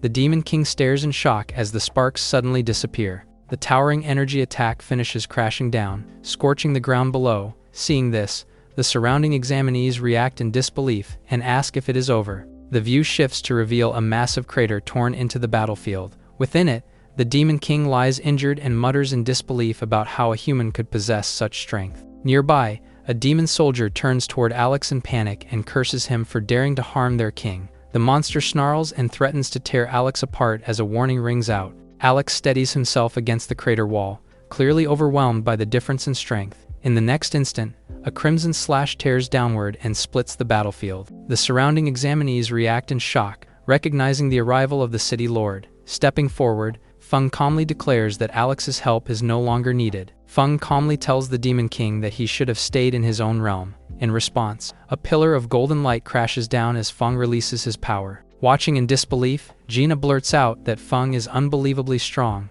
Realizing the danger, the monster tells the Demon King to leave and admits that Feng is too strong. The Demon King vows that one day he will cut off their heads. The Demon King turns back and declares that they will meet again. Feng smirks and does not let them escape. In the next instant, a sudden attack flashes toward him. As a warning is shouted, the Demon King recoils in shock and calls out Feng's name. A blinding slash then rips through the sky, cutting straight across his escape route. A violent pressure crashes down, and someone mutters that the force is incredibly strong. The demons are gone when the smoke settles. Feng is told to come to the demon realm if he dares, so he vows to one day bring Daxia's warriors and wipe them all out. With the enemies gone, he descends to meet the top scorers and apologize for the incident. For now, he urges everyone to head back to their homes and rest. They do as told, hurrying to leave the dangerous place right away. They could only exhale in relief as the long day was finally over. Back at his place, Alex thinks about how dangerous the secret realm is. A couple of quick knocks hit his door. To his surprise, he finds the city lord,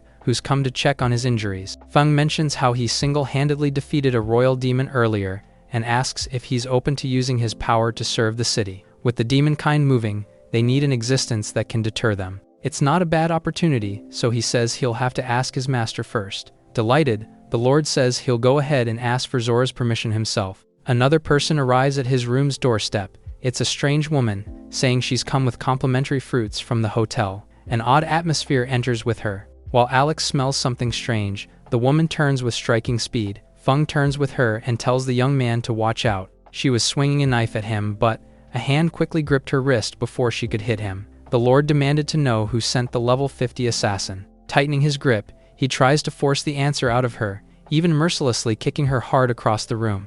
Injured, she sees the knife on the floor and grabs it. There isn't even a hit of hesitation when she impales herself. The assassin's hand fell limp. Her dedication and weapon makes it clear that the enemy is no ordinary person. With that said, Alex decides against accepting the Lord's offer for his safety. His answer fuels Feng with anger towards the Wu family, who's likely at fault. It seemed like the night was done, but another set of knocks hit the young man's door. It was Mishu, running to announce that he's officially been deemed the nation's top scorer, even bringing her phone to take a photo and brag about being his partner. She screams as she sees the dead and oddly dressed woman on the screen. Clearly misunderstanding, she's told that it's an assassin sent to kill him. The news gets her all riled up for him. Xiao was furious and scolding his servant for failing to find a proper assassin that can kill Alec. Just then, his father entered the room with a dark grunt. He was even angrier than his son. He doesn't care about his grudge for the boy, but the way he handled it was extremely foolish. Now he's told to get ready as they have to go to Feng and apologize personally. Sometime later, Alex meets with the city lord to be acknowledged as the nation's top scorer. He'll also receive a legendary skill scroll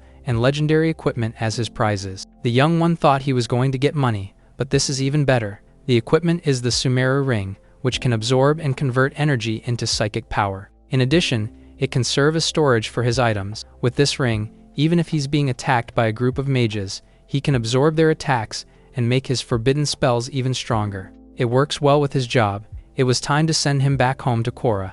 The teleportation square was filled with a huge crowd. As soon as Alex appears, cheers and chants erupt for the nation's top scorer. He's stunned by the unexpected welcome and even the principal and city lord are unable to stop the rush of the crowd that was eager to take photos and signatures. They were a bit too enthusiastic for his comfort. Fortunately, Gosh took his arm and dragged him to the sky. He's brought to Zora's mansion, where they talk about the woes of the top scorer. It isn't easy, but the material rewards are generous. His interest is piqued as he's told to rest for the more important things waiting. The Gate of Apocalypse has finally appeared. It's the place where the 7 ancient origin artifacts once appeared. Once he's ready, they'll be going there together. Before that, Alex has to take care of some business in the Job Changer Guild. When he's alone, Zora falls to the ground as his body reaches its breaking point. He doesn't have much time left, and this will be his last chance to do what he has to do. Alex heads to the guild, wanting to trade his scrolls and equipment. He's become too famous, so he has to disguise himself for this. He notices Nini strolling around. Fortunately, she shouldn't be able to recognize him with the illusion mask on.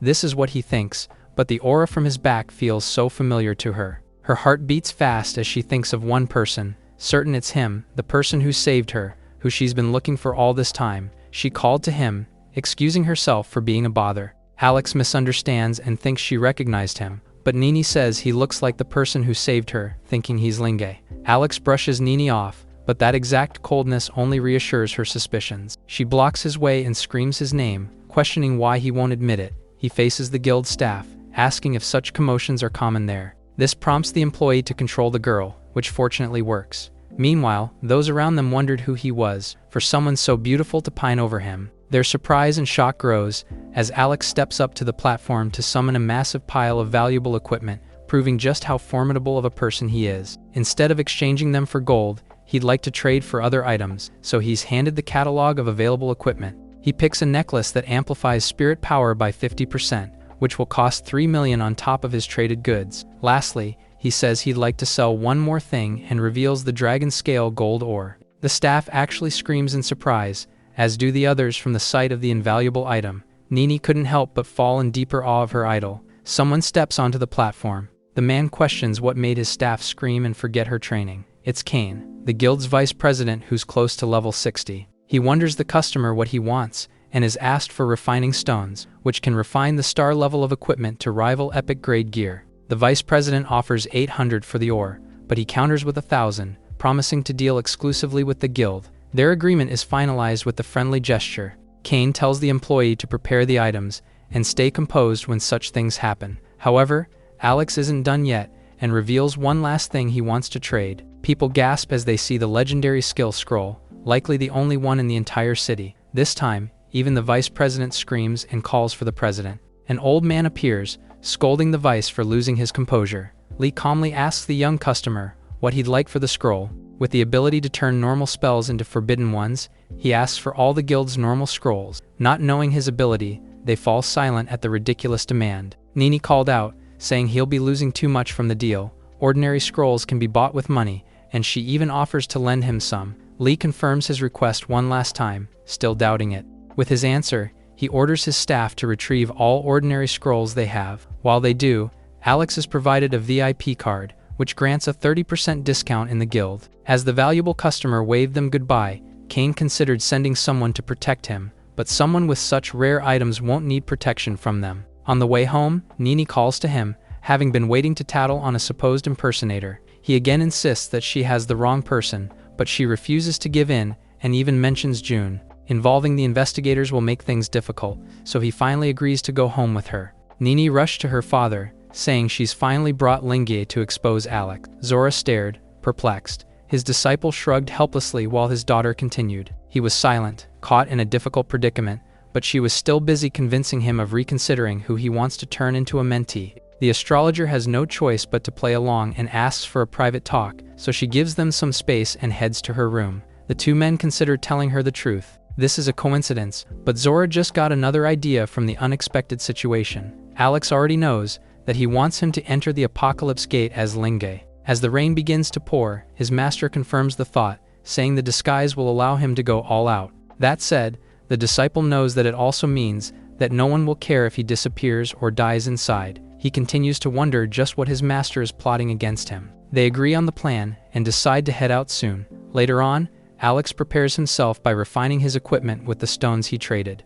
The first refinement is successful and grants the Mamoru ring 1 star. This increases the mental power bonus by 20%. He uses a few more stones, but none of them work successfully. Shaking with disbelief and shock, he clings on to the hope of things working out and uses everything he has on the ring. 100 tries fail, then a couple hundred more, until he's eventually left with one last stone. Fortunately, this works and he ends up with a 3-star ring with 160% mental amplification. As several days have passed, Alex decides to see how Luke was doing. From below, Nini mistakes his silhouette for her savior. Her expression turns sour as soon as she sees who she was happily greeting, and she asks why he was still in their house, saying he's just packing up. He can't help but note her attitude. A while later, he arrives at the Jin family villa, where he finally reunites with Luke. They happily greet each other and ask how they've been doing. Actually, Alex came as he has something he needs his subordinate to do. He leans in and whispers a couple of rumors he needs the young man to spread. It's quite an odd but simple task, so he undertakes it without any issues. A while later, reports of Alex's unruly and immoral conduct are broadcast to the city. Everyone watching comes to their own conclusion about his attitude. Meanwhile, Nini watched, filled with even more disgust towards him. After such an incident, no one cares about the nation's top scorer anymore. The day has come and Zora asks if he's ready to move out. As they're about to leave, his daughter comes out and calls to Alex, still falling for his disguise. In a pretty dress and with a shy expression, she invites him to watch a movie when they return. Saying he'll think about it later, the two men head out. Fortunately, the Gate of Apocalypse is in the wilderness of Korra, so they don't have to go too far. After a while, the two reach their destination. The Gate of Apocalypse is much larger and imposing than they expected. By the entrance, a group of men come to greet them. It's Tucker, Deputy Director of the Investigation Bureau. As it's time to open the gate, he hands the astrologer the key they acquired, unaware that it's a fake provided to get Alex out of their custody. There's no need to expose the real one now, just to close the gate later. For now, he puts his palm on the gate and commands it to open. The barriers parted, and the legendary place was at their fingertips. Tucker makes sure to have the key returned to him before anything else. Just then, a familiar voice exclaimed from behind them. They see Lee and his men coming despite being completely uninvited. The old man considers it a coincidence and suggests that they let him tag along. Since it's a bit unfair, he offers to scout ahead and risk their safety. It's not a bad idea considering the danger, so they allow the president to take the lead. After the old man and his VIP customer greeted each other, everyone moved forward to enter. Just when they were about to step in, a strong light appeared, but they pushed on nonetheless. On the other side, they see Korra, completely dilapidated and abandoned. They look around to see if there are any people living inside, but it quickly becomes clear that there's not a single living creature in sight. Zora notices something on the ground. It's a fragment of a divine artifact, but has now lost its value. There was absolutely nothing there, be it risk or opportunity. Unwilling to give up, they agree to search separately and scream if they're in danger. Everyone disperses without a hint of hesitation. After all, the game of hidden agendas was finally about to begin. Still, there wasn't even a hint of a ghostly shadow in sight. Alex knew he couldn't trust anyone and had to find something for himself. Fortunately, he has the underground escape skill. He enhances it to spatial leap, which allows him to rematerialize into a destination of his choosing. With the key's guidance, he finds himself in his home in Korra. There, he hears a demonic voice calling his name, saying he's finally come.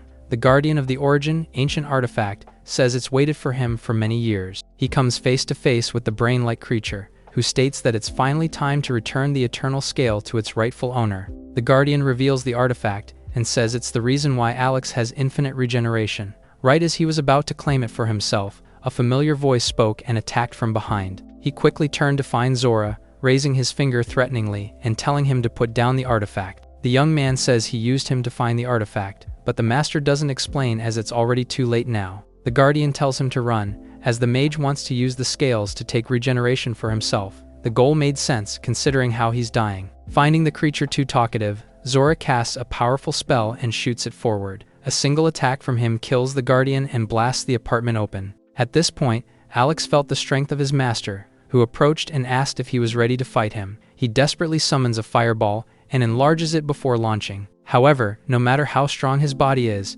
he's still only level 25. A single movement from Zora is all it takes to completely dispel the fireball. It looked hopeless, but the disciple refused to believe that the gap between them was that big. A torrent of flames consumed the master. It dies down almost instantly, a true display of absolute strength. Alex tries again and again, doing everything he possibly can, but his teacher has already reached him. He was caught with no escape. After performing so many divinations, Zora's body was giving up on him. The young man was unable to move at all, meaning he couldn't resist when the astrologer started the sacred ritual. A thread of energy entered his body. It felt like his soul was being drained, like his immortal body was gone. As the power of the scales behind him slowly disappeared, Zora noticed something odd happening to the real artifact. Half of it has always been inside the young man's body. When the balance tilts, one side is infinitely amplified. As long as both parties agree, they can perform an equivalent exchange. Alex questioned why he was explaining this now, but he just continued. The young man screamed while the mage coughed at the edge of his life. Finally, the artifact shot towards him, embedding a new mark on his head. He didn't understand what was happening. Zora was on the floor, half dead, but glad that he succeeded. Alex brimmed with newfound power from the ritual. His regeneration was back and stronger than before. He faces his master, asking why he didn't take his immortality when he could have. Zora just asks when he became so disrespectful and distrustful of him. Finally, the young man realizes that he misunderstood it all. That said, he was plotting against him, but it's for the sake of humanity. It's quite the heavy responsibility. For countless years, his divinations always projected Nini dying at the same point in time. This means that, one way or another, Daxia or all of human civilization will be completely destroyed. Only Alex's future can't be seen, meaning he's the exception to the future. He's the variable, the only one who'll survive and can change the ending. Handing him a pouch of necessary items, Zora mentions the supposed guardian earlier, and says it's actually a fragment of the demon emperor, who wants the eternal scale in his body. For his final words, he asks the young man to take care of his daughter. With his promise, the satisfied father loses the light in his eyes. He endured so much for his disciple and humanity, but Alex still doubted him. Now, the young man sends his master to the other side. Right as he did, the rest of their group arrives at the scene. The two leaders couldn't believe it, and Tucker immediately asks if he killed Zora. Despite his grief, he's ordered to explain what happened. The other investigation officers are tasked to retrieve the body and all the treasures it has. An officer lunges at the praying disciple. Questioning his master's intention of sacrificing himself for such people, Alex summons huge roots that entangle and strangle the aggressor. While completely subdued, the man suddenly feels his life being sucked out of his body. He was going to show no mercy to anyone disturbing Zora's peace, and was ready to absorb their energy to make them his own. It was unbelievable. With the first victim, he receives his first set of nutrients, lifespan, and experience points. Tucker realizes that he must have gotten the artifact, and sends the rest of his men at the boy. However, it's foolish to think that they can even do anything against him. He disappears from their sight, using the same spatial leap he used earlier. Before they could react, he reappears right above them and blasts the space with thick dust. At this point, they don't have any idea what elemental profession he holds. On the other hand, Lee is glad that he didn't act rashly, recognizing the danger. As the investigation bureau continues to scramble, Alex gets ready to repay them for what they did. On the day of his arrest, he casts the wrath of the sea god and summons its trident. Alex shoots the sea god's trident forward. It impales and cuts the target's body in half, but the upper half is blasted by another attack that heads straight to the young man. He dodges it by a hair. Tucker, a level 62 bow hunter, prepares to shoot another projectile. Annoyed by his subordinates, he orders everyone to charge together. They do as told and launch a simultaneous attack, but all their energy blasts are absorbed by the Sumeru ring. Just like that, the massive magic is converted into Alex's own power. Unleashing a massacre, he summons the world-devouring heavenly fire. Hopeless cries ring out as the officers are burned alive on the spot. The entire perimeter is scorched, except for a small area where Tucker summoned a barrier for himself. Infuriated by the useless people around him, he summons his bow to take care of things personally, and calls on the demon god's mother and son arrows. He aims and shoots at Alex, who hops away just in time to dodge. However, this wasn't something that can be dodged so easily. The arrow suddenly opened up from his side and shot several other projectiles at him. It hits his body, but he doesn't feel the effects right away. In fact, he hears the deputy gloating about his power before he keels over and screams in pain. A moment later, his body literally bursts into pieces. Even if he has the eternal scales, no one should be able to regenerate from a pile of meat. Tucker turns away, unaware that Alex is capable of doing exactly what he said. His body hasn't even recovered completely, but the forbidden spellcaster has already shot a hole through the deputy's body. The young man stands up, regenerating as the investigator falls to the ground. Threatened with his position in the bureau, Alex sarcastically feigns fear. Tucker desperately shoots a bow, but his target devours both the attack and all the energy from his body, ending his life for good. The entire ordeal has allowed him to jump 3 levels and increase his main attributes. Called forward, Lee slowly revealed himself, saying the two of them have never been enemies. Fortunately, Alex agrees, so the two look forward to their work in the future. It's best to leave the area immediately, but there's something he has to do. The forbidden spellcaster creates a coffin of unmelting ice. There, he gently lays his master's body to rest, promising to bring him home in peace.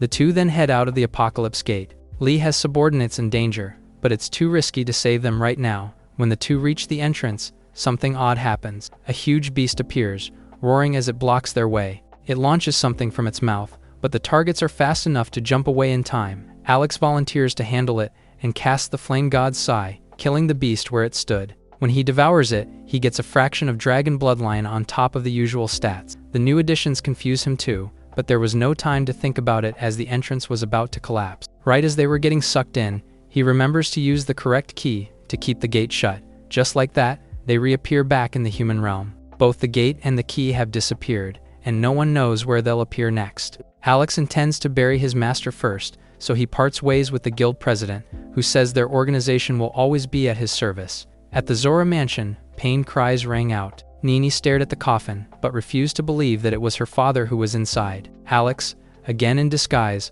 apologizes for failing to protect him, but she desperately insists that the two of them must be playing a prank on her. Told that Zora wanted to be buried beside his wife, his daughter fell to the floor, her tears falling on the cold coffin he was in. Her wailing filled the entire mansion as she desperately called to him. Later, she asks how he died, so he explains how his constant divinations for humankind lead to his death. She politely asks him to leave, but raises her voice to a command when he says there's something he must do. Understanding, he gives her the space she needs, telling her to call him if anything happened. The news of Zora and Tucker's deaths, along with Lee's disappearance, reaches the general public. Some mention rumors of Lingi carrying Zora in a coffin of ice. Jun hears the name and sets his eyes on catching Alex like before. They try to do so, but find themselves in an odd place. The dead man's disciple was in an adult establishment, seemingly enjoying his life to the fullest. He even offers to treat the investigator, who promptly refuses and instead asks where he's been all week. The top scorer says he doesn't even remember. Through with games, Jun uses his power and asks if he followed Zora out of the city. Alex doesn't answer and records him, asking if he has any proof of the accusation. On the contrary, there's proof that he's spent the last few days in entertainment venues. His grip tightens out of frustration, but he eventually lets go and walks away, vowing to find evidence of his involvement. Before he could go, Alex offers a piece of information for free and says he saw Lingay blown into pieces just a few days ago. Jun is stunned as he confirms that the young man wasn't lying. Left even more perplexed, he lets his suspect go. Rain fell on the grim day of Zora's funeral. A crowd formed to grieve over his abrupt and unexpected death, and his daughter is left to deal with it all on her own. As people start to talk about his missing disciple, Alex arrives, and they immediately talk about his immoral life. Drenched from the rain, he apologizes to his master for arriving late. Nini frowned and asks him to leave, saying he isn't welcome there, but he insists that he only wishes to see his teacher off on his last journey. She refuses to even consider him her father's student and announces to everyone there that they already cut ties a long time ago. Her voice gets even louder while pushing him away, but a group of masked men appear with the crackle of lightning and thunder. They were obviously up to no good, although they insist that they mean no harm whatsoever. Since Zora's death is mysterious, they wish to open the coffin and examine the corpse. She naturally refuses to let them do such a thing. The group's leader calls his subordinates and orders them to forcibly remove the young lady. Furious over their behavior, she starts to summon her power. Her attendants similarly stand against the intruders. Unfortunately, a quick swing of their blades easily takes the bodyguards down. People run in fear as soon as the first life is taken. Nini summons a scarlet sea of flames and shoots it at them, but they just stand there, chuckling. A mere wave of the leader's hand swats the arrogant girl's flames away. She can't believe it, as only level 50 job changers can do what he did. He raises her by her neck, saying he won't kill her out of respect for the deceased. The others move to open the coffin, but a chilling voice tells them to stop. Alex moves so fast that the man is forced to let Nini go, just to keep his arm intact. The ground explodes when he hits the floor, putting some distance between the two groups. He's fully ready to kill everyone there as punishment. The men are similarly unwilling to back down without eliminating him. They summon a barrier around the young man and lock him in stone walls. However, Such a weak shield can't possibly contain his forbidden spells. Bolts of eternal thunder roared towards the enemies, taking several of them out at once.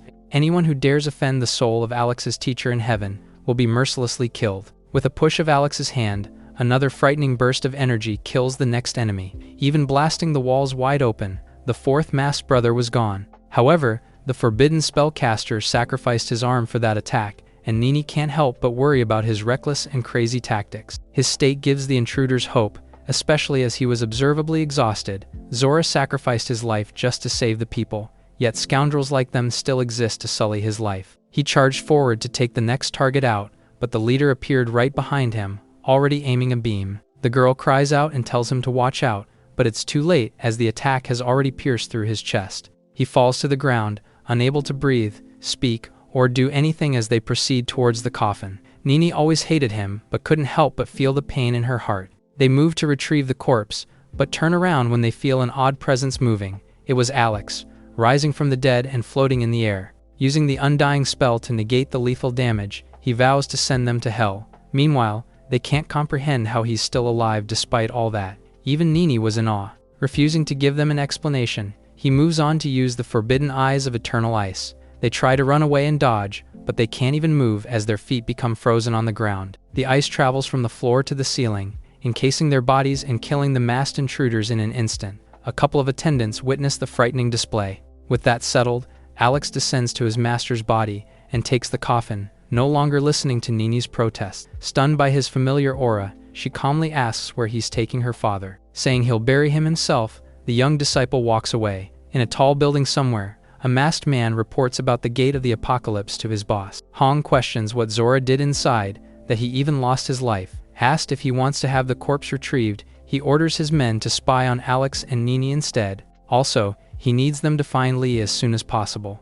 Zora's body is finally buried and laid to rest beside his wife. Nini thanks Alex for what he did today. She hands him some money to treat his injuries, wanting no loose ends between them. He turns away, saying what he did was done for his teacher. Finally, he frankly tells her that she's too opinionated and would be useless without her father. She falls to the ground, aware that this is true, even in her father's death. With this, she cries once more, wondering if she's really so worthless. Alex reunites with Luke, who hurries to check on his friend. As they talk about his missing eye, Jin asks about his plans for the future, even offering to take him in. However, he still wants to live his life to the fullest as he doesn't have much time left. They promise to support him no matter what he decides to do. He later plops onto his bed. Despite his exhaustion, he takes out the pouch left to him by Zora. There's no message inside, just two skill scrolls. The first creates a phantom shadow, and the second lets him enter a state of apparent death. He upgrades the first into complete invisibility, and the second into clone creation.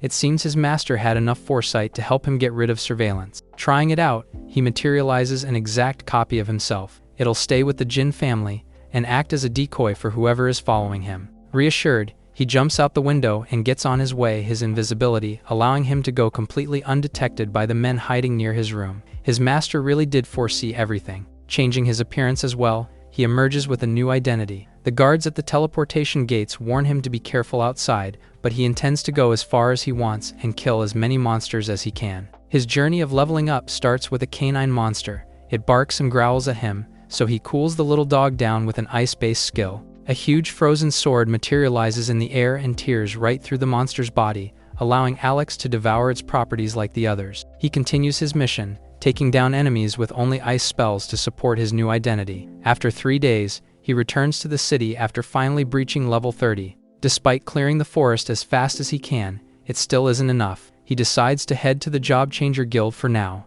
To his surprise, Lee's absence doesn't seem to have any effect on business at all. He tells a staff member that he'd like to post a mission, specifically, monster corpse recycling. As for the price, he wisely asks for the normal market rate. Following this, he says he'll take all monsters below level 20. The employee guesses that he must be a new member, and explains that they'll need a few things. First and foremost, a verification of funds is necessary. Fortunately, the young man's lifetime VIP card for the guild clears all of his doubts. 3 days pass, and the guild is bustling as job changers rush to bring their share of monster corpses for Alex's job posting. Meanwhile, other merchants and alchemists are losing business because of this. They share looks, deciding to do something about it. The latest batch of monsters is piled up and ready for inspection. After a quick look, he decides to take them all and asks the employee to leave for a while. As soon as the door closes, he starts devouring the pile, satisfied with his method that's much more efficient than killing monsters himself. The properties enter his body, filling him with lifespan, stats, and experience points. The eternal scales appear as Alex fills himself with power.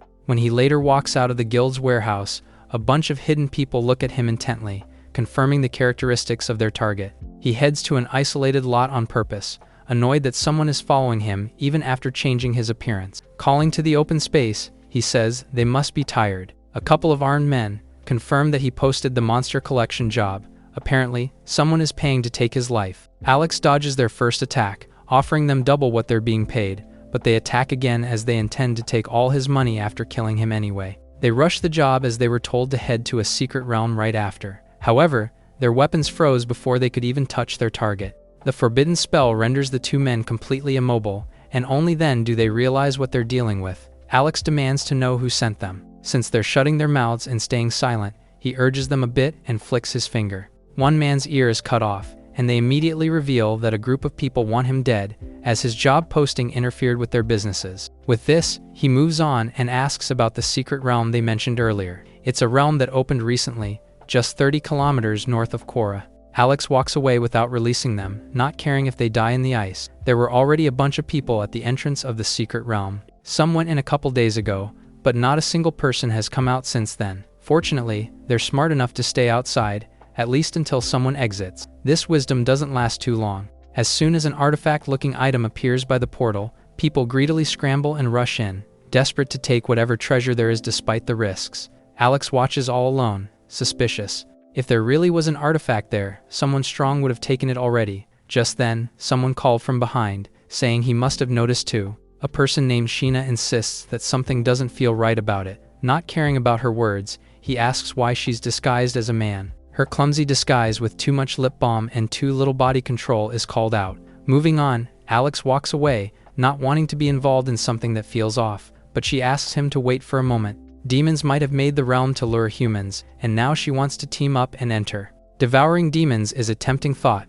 but he declines the proposition, even turning down the additional payment she offers just to get him on board. However, he quickly backtracks and changes his attitude. As soon as she mentions an epic-grade equipment, they exchange introductions, and she asks about his profession. Told that he's an ice mage, she provides him with a small box. He's stunned by what he finds inside. It's an item with a domain skill that increases the power of ice-type skills by 100%. Sheena tells Alex to answer already, as her parents will be looking for her. Curious about who she is and why she's so rich, he asks if she snuck out of home. Brushing it off, she asks about his level since he's obviously powerful. She flatters him at first, considering how he reached level 45 at such a young age, but she then insists that he isn't special compared to her, who's level 37 and 3 years younger. He feigns admiration despite not even wanting to be compared to her. That said, she didn't take the final exam, as her dad considers it a waste of time. When he accepts her generous offer, she hands him the epic equipment, and they finalize their partnership. The inside of the secret realm is bleak and dark, and the stench alone could confirm that the place was crawling with demons. She's dealt with them before, but her parents were always by her side. While they wonder where the people who rushed in were sent to, an enormous enemy appears and smashes the ground. The two move and run away just in time. When he has enough distance, Alex counters with Ice Blade and freezes the enemy's entire body instantly. It's a magnificent display of power, but he just brushes it off in front of Sheena. When she sees and asks him why he's absorbing the corpse, he makes a big deal out of growing up poor and selling monsters for money. She offers him all the corpses he wants, as long as he records her fighting a demon later. Their conversations make him think that she isn't too bright. She's been leading him in one direction all along, but it's also possible that she can see traces of demonkin in the realm. They reach a human camp, and the people there aren't keen on having more people stealing their targets. While they seem unfriendly, there's no need to stay there anyway. The night was observably colder than most. Moving up a ravine, Sheena senses the enemy right up ahead. Her senses are sharp, and they find a demon as soon as they reach the top. They're both surprised by each other's presence, especially as the demon is over level 40. The young lady rushes in to fight, and tells him to start recording already. Filled with confidence, she summons thin blue threads from her fingertips and shoots them past the enemy. When she pulls back, they tighten and entangle the demon's unexpected body, rendering him immobile. Her skill and expertise are good enough to impress Alex, who was now busy taking a video. Meanwhile, Ragnar struggled and cursed, unable to move his limbs. The caster is sure that those caught by her threads won't be able to break free. Although this is true, the demon's head was free to charge an attack. Sheena is told to get out of the way, but it's too late, and the enemy shoots an energy beam right at her. She manages to form a shield right before it makes contact. However, the blast still hits hard. The blast was enormous and powerful, but Sheena's shield held up well enough to keep her alive. Facing the demon, she admits that she underestimated him, but she wasn't going to make the same mistake, and was now using all her strength. With wings of puppet thread on her back, she chases after him with countless lines, determined to see where he's headed to. Alex warns that this might be a trap, but she falls into it like an arrogant fool. Ragnar eventually stops running when he reaches a certain area, and says it's her turn to run for her life. Taking a look around, they see several other demons surrounding the area. Sheena blames herself for the predicament, and tells Alex to run while she holds them off. He does as told and runs without a hint of hesitation. Ragnar tells the others to go after him. Today, not a single human life was going to be left alive. Escaping at this pace was child's play for the young man. Even when they attacked together, all he needed to do was boost his speed even more to dodge. He heads out first and finds a proper hiding spot. There, he resumes recording, eager to see how the strange girl was going to escape. Slightly surprised by how fast her partner ran away, Sheena does the same and tries to leave the demons behind. They block her way and do their best to stop her,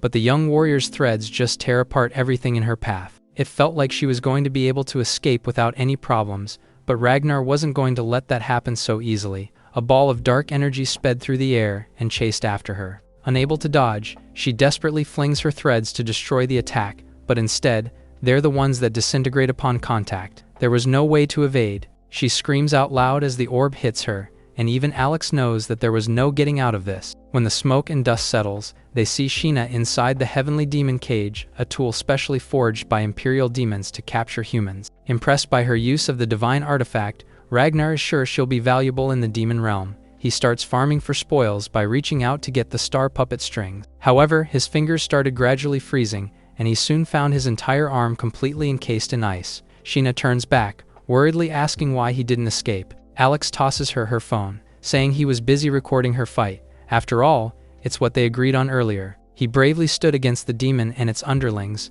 not even batting an eye when Ragnar ordered his people to kill him. Alex casts Absolute Zero and freezes all the demons daring to surround him. Following through with an ice vortex spell, he summons large pikes of ice and pierces through the enemies one by one. A couple more jump to his sides, but they aren't even able to touch him before getting frozen. One appears behind him and gets an attack in. Watching him power through the pain and continue to fight back, Sheena tells him to stop worrying about her and run for his life already. He just tells her to bury him outside the secret realm, if he does get killed there. An attack pierces through his chest, and he barely manages to raise a barrier to block the next hit. Despite this, the force is enough to send him flying. Ragnar couldn't understand how the puny human was still alive. What's more, he was confident enough to stand against the horde of demons before him. They scoff at the young man, who they believed was at the edge of death. As they charged in, he put his hands together and cast a forbidden spell. Huge slabs of ice crashed to the ground, breaking it apart but failing to hit a single enemy. The demons laugh at his terrible aim and leap,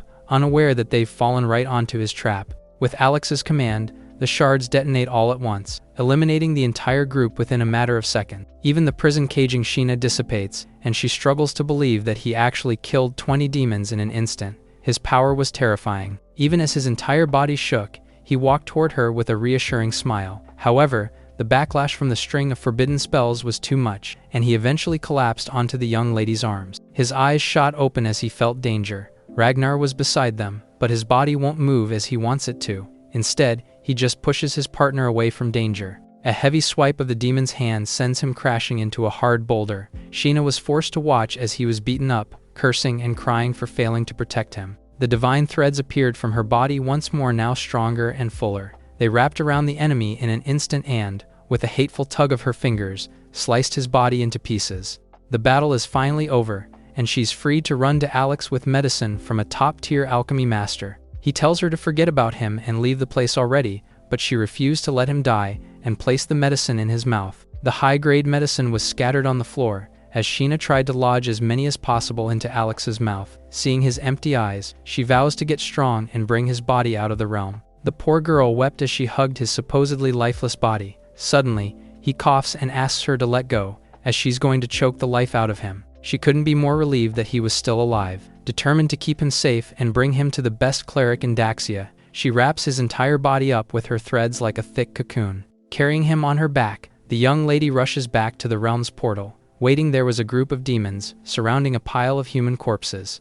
It was a horrid and appalling sight to say the least, but it confirms that the realm really is a trap meant to lure in humans. Like before, Alex tells her to leave him there, but she refuses. The demons finally spot and surround them. It was going to be an easy job, especially with their terrible condition. Sheena gets ready to fight, and is told to let her partner out of the cocoon. Finally freeing him, she flies out and tells him to watch her take all the enemies out. While she wreaked havoc and destroyed the area, Alex was left alone with the pile of dead humans. It was the perfect spot for him to get stronger. He devours each and every corpse there, gradually getting stronger by the second, and eventually leveling up a few times. Sheena was in a terrible state, and was probably seconds away from being killed. Just then, they noticed snow gently descending from the dark sky. Right above them stood Alex, completely recovered and in top condition. He waves his hand and summons a wall of ice that tears through the land. Unable to believe that such a terrifying person existed there, a demon rushes to inform his lord, Norris, and shoots a flare high up.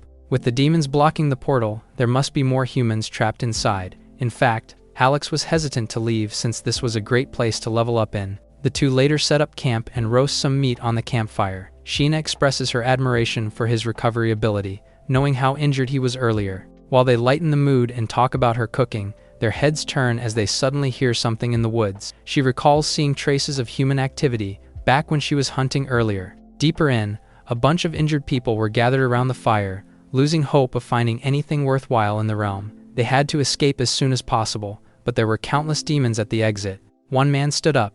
Wu Hao, the strongest in the group, says there's only one way to break through, and that's to cruelly use the injured, to lure the demons away for the others. Wu Hao asks if there's anyone who disagrees with his cruel plan. A handful object, knowing it's basically telling the injured to die for whoever has a higher chance of survival. After asking if anyone else disagrees, he moves fast and attacks in the blink of an eye. A couple of men's legs are cut even more, and it happens before they could even react. The men and their partners scream at the inhumane treatment, but the cruel swordsman just asked if anyone else wanted to be bait. Since no one else speaks, they proceed with the plan as he said. A voice unfamiliar to them objects. Sheena stomped forward, questioning how he could act this way. Dissatisfied with her words, Alex steps in to be a good example, and starts throwing an endless string of curses at the man. While the onlookers are stunned by his cadence, Wu Hao growls at the insults and charges in to punish the arrogant newcomers. However, he finds that he can't move at all. His limbs were already bound by Sheena's divine threads, and he falls to the ground as soon as she tugs even a bit tighter. Now, he's just as injured as the others and can be used as bait too. The people then ask the pair to help them leave the realm. That said, Alex has no idea how they're going to do that. The young lady already has something in mind, and draws up a plan for what they're going to do by the portal. She wants one strong group to distract the demons, and give the wounded a chance to leave. Needing speed specialists in the first group, she asks for volunteers. In addition to Alex, a few more raise their hands, determined to get out of there alive. Sheena was satisfied, and had no intention to force others to join, still oblivious to the sinister nature of humans. While they helped each other get ready, Wu Hao had an evil smirk, and planned to betray them the moment he got a chance. The exit was still crawling with demons, now even more so than earlier. Despite the plan, Alex heads out on his own, saying they don't need more people. He says he's enough and tells them to find a chance to rush out. Sheena tries to stop him, but it's too late. The demons soon notice the lone man running right towards them. He can feel his partner's worried gaze, but there's no need. Simply passing through the group is enough to freeze and shatter the enemies apart. The others have apparently heard of the ice user's terrifying strength. While they talk about refusing to let him escape this time, Alex scoffs at them and says they should be the one running away. A single attack from him blasts through their bodies. With the taste of Alex's power, the enemies are now a lot more cautious. Meanwhile, Sheena notices something wrong while watching. When he states that they're simply too weak, something crashes down to the ground behind him. A huge and powerful-looking demon appeared, and even Alex could tell that he wasn't like the others. He feels the pressure and jumps away just in time to dodge the heavy axe's blow. It's a chance to bait them away from the exit, but Giri only takes a few with him to the chase. With a few enemies left, the humans have no choice but to fight. They charge in to eliminate the guards, and Sheena leads the charge by decimating the front lines with her threads in an instant. Wu Hao chuckled from afar, surprised that they actually led all the demons away. He tells the uninjured to leave the wounded behind and run with him. One protests, wanting to stick to the plan, but the selfish humans are focused on saving their own lives. The swordsman leads the way forward. Seeing them, Sheena thinks that they're sending back up, but soon realizes that they're heading straight for the portal, even leaving the injured to die on their own. While Wu Hao thanked the fools who believed in them, stone slabs suddenly emerged from the ground and blocked the portal. Confused by the unexpected development, they try to force their way through and unleash their power. Spells hit the stone, but failed to even make it crack. Things became frustratingly hopeless as the walls stood tall. The first group notices that the traitors have fallen for a trap, and see the rest of the demons rushing back from their chase. Led by Giri, they surrounded the puny humans and cut off any chance at escape. They have no choice but to fight back, but it's all futile as the tribe leader's ace cuts through them with ease. Sheena's group takes the opportunity to back away and regroup for now. Meanwhile, Alex was casually waiting where they all started. They're surprised to see each other still there. Asked if the demons had some kind of backup plan, they share how the second group got wiped out after falling to a trap by the entrance. With a dark expression, he says it's his mistake and steps forward to face the enemies on his own. There, the demons were still waiting.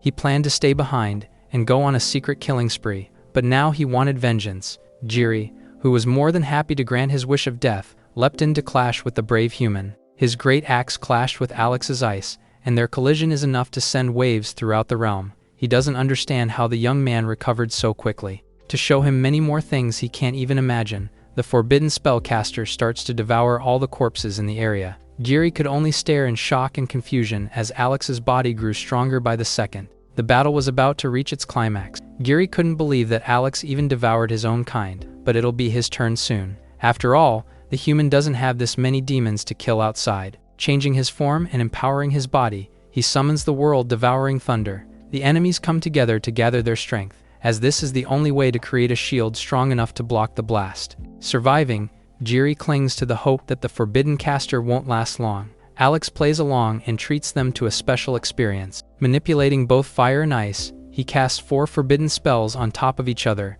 and unleashes a devastating attack that the enemies can't block. The land was ravaged. Giri was stunned, unable to believe his strength. Meanwhile, the other demons who managed to dodge ran away in fear, but Alex wasn't going to let any of them leave with their lives. He summons the power of the eternal scales and, like a black hole, sucks the life out of all the enemies in the area. Doing his best to resist, Giri could only question who the mighty human was. Alex emerges, gaining nearly 17,000 points after devouring 22 high-level demons. The tribe leader appears again, still foolishly thinking that he could do anything, but his target catches his heavy axe with a single hand. His entire body shook as he struggled to swing. Just then, Sheena and the others arrive at the scene, and she asks if he actually killed all the demons on his own. If he doesn't pretend a bit, his identity will surely be exposed. As such, he throws himself down and crashes to the ground. She rushes to his aid while the others charge at the enemy. While he put herself between her partner and the demon, Alex feigned injury, even saying that he can't deal with his power, as the demon absorbs the power of his kin to strengthen himself. When she assures him that there's no need to worry anymore, Giri screams at the despicable lie and accusation. However, Sheena didn't believe him and was intent on making him pay. A quick dash-up allows her to entangle him with her divine threads. They pulled and cut his skin as he struggled, but he was determined to drag the forbidden caster down to death with him. Unfortunately, Alex completely outmatches him now. Before Giri could react, half of his body was blown apart by Alex's attack. Helplessly falling to the ground, he goes on about getting so wronged in battle, but if the forbidden caster didn't do this, his identity would be revealed to everyone. He regroups with Sheena, saying he wants to get out of there fast.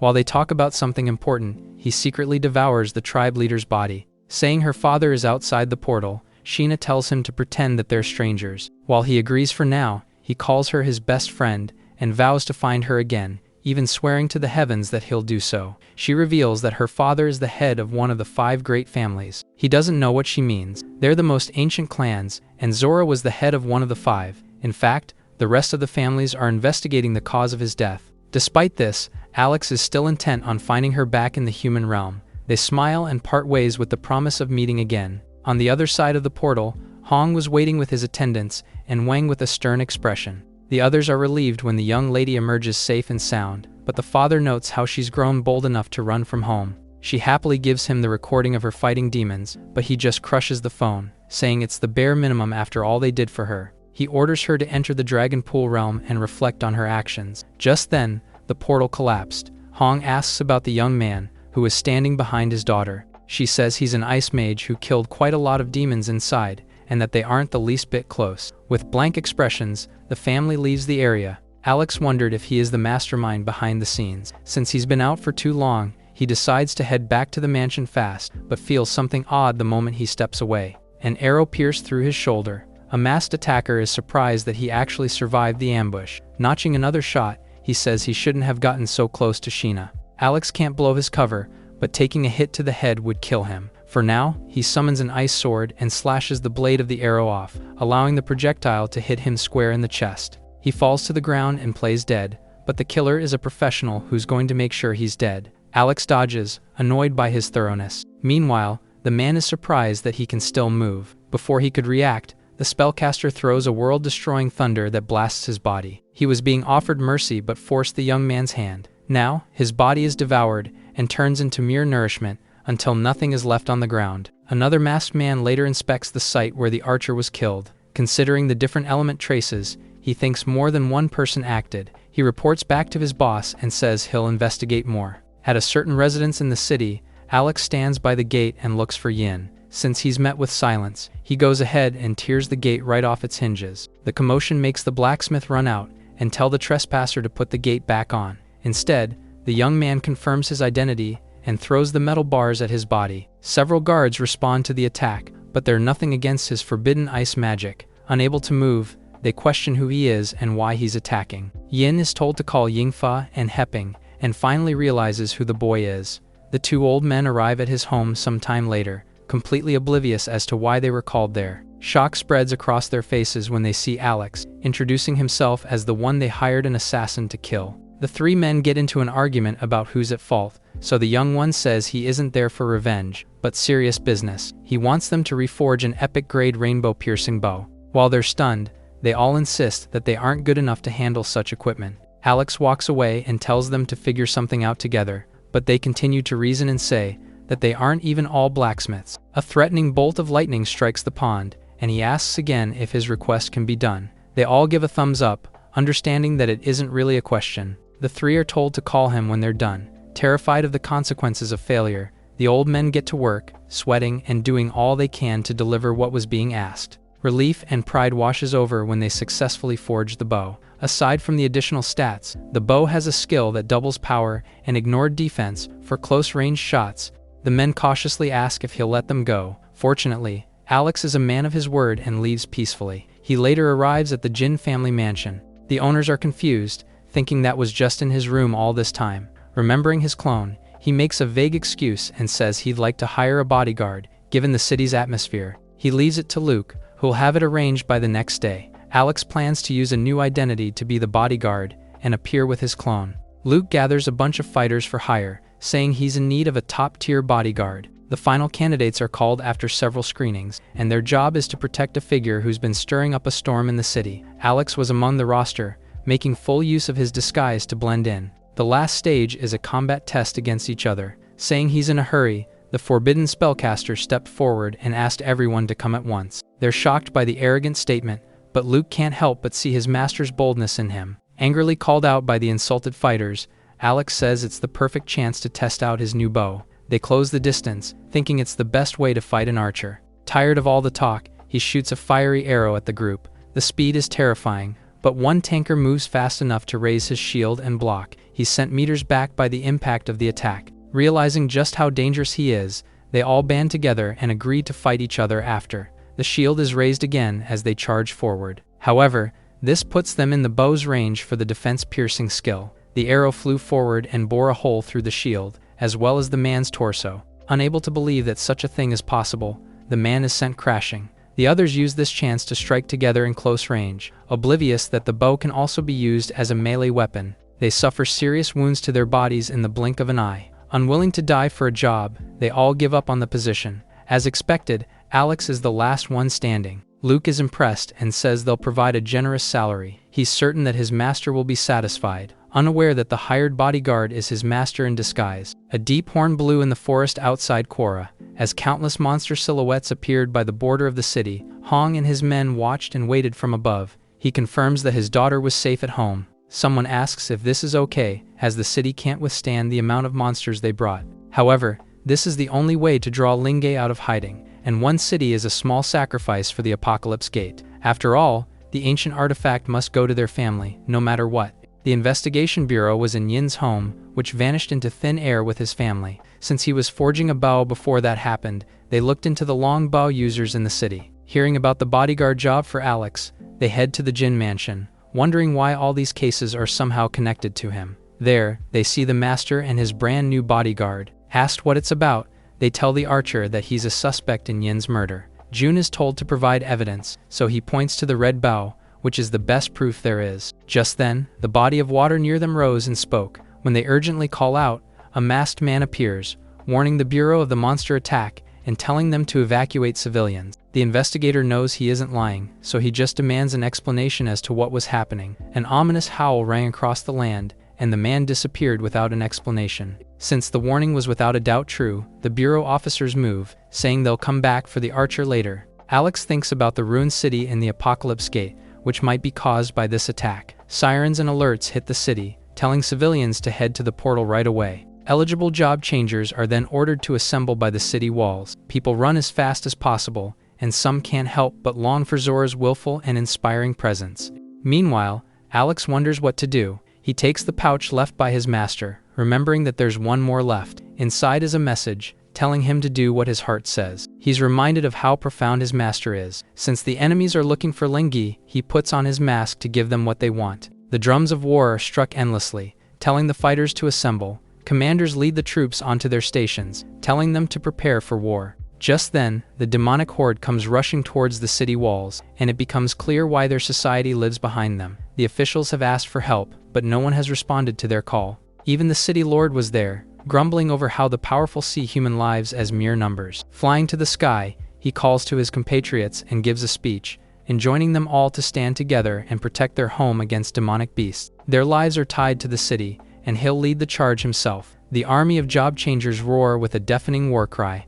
prepared to fight to the death without retreat. Following a huge explosion, Lingge finally shows himself to the people. They're stunned by how strong and terrifying his power is, so much so that they actually regain the hope of winning the battle. Burning the demonic beasts, he calls on everyone to help him drive out the swarm and defend their land. Meanwhile, Hong is told that their target has finally arrived on the scene. Satisfied with the plan's progress, he orders his people to proceed. They charged on, tearing through the waves of monsters and making people think that they're another set of reinforcements. However, they're not attacking the enemies, but forcing their way through them. Alex sees them going for his clone and decides to have some fun. Surrounded and asked why he isn't running anymore, the fake Lingge laughs maniacally, saying he's failed his dear master. They realize that he's about to self-destruct, but it's too late to stop him. A huge explosion blasts them all. However, the attack doesn't kill anyone and just leaves a huge crater on the ground. While the masked men are confused as to what to do, Alex is surprised that he failed to injure even one of them. Still,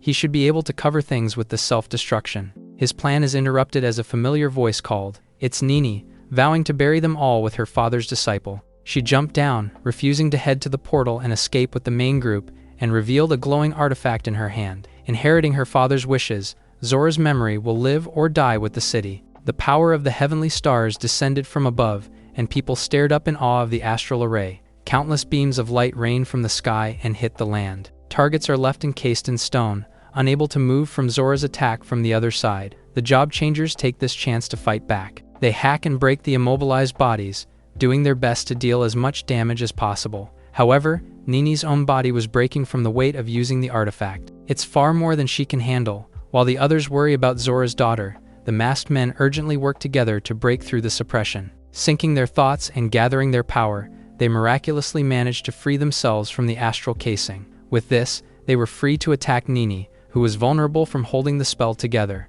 She closed her eyes, ready to be reunited with her father soon. Alex redirects the arrow and catches Nini as she falls. Still in a daze, she dreams of meeting her father again. Despite their dislike for each other, he can't just watch her die. He's sick of the enemies and was determined to end them now. He imbues his arrow with the power to deliver heavenly punishment, sacrificing his lineage for the temporary strength to slay gods. The masked man summoned his own power to counteract. Surprisingly enough, he's strong enough to defend against the divine arrow, and is more surprised that there's another expert who's capable of blocking his attack from earlier. One of the enemies charged forward, eager to handle the situation. Alex was standing over Nini, in awe of how his old master had another divine artifact hidden away. He tries to use it, but there seems to be a bloodline restriction placed. Apologizing, he takes some from Zora's daughter and uses it to activate the item. With full control, he rose to the sky and cast endless starlight, calling on the power of the heavens. His pursuer is struck and incinerated right where he stood.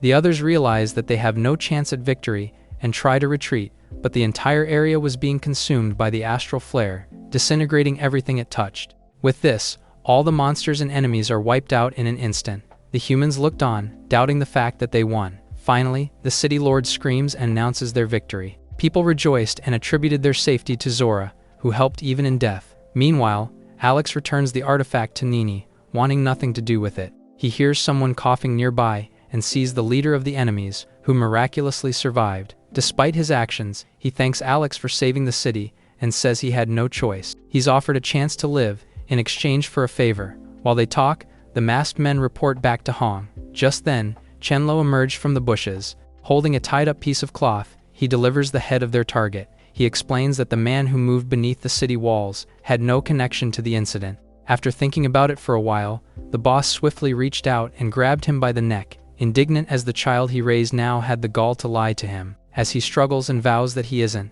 the other subordinates kneel, asking Hong to spare him as they need manpower. He lets him go, telling him to expect no mercy if there's a next time. With the God organization involved, they have to move carefully. As such, the men are dismissed and told to wait for his call. They fall back as ordered and Chenlo tries to speak to his master, but moves to catch him as he sees the old man's body collapsing. The two of them retreat to the mansion, but Hong doesn't want anyone to know that he's injured. He was hurt by the astral attack that none of them expected. Although he refused to take this without taking revenge, his body's condition was far from ready. Outside Korra City, the cleanup crew lugged monster corpses onto trucks for transport. While they seemed to never run out, Alex strolled around, silently devouring the corpses, and finally reaching level 50, which allows him to create forbidden spells every 10 levels. Testing it out, he tries to sacrifice something menial to bring a dead person to life. The exchange doesn't seem sufficient enough to make it work, so it suggests a similar skill that sacrifices half his HP to summon a deceased creature.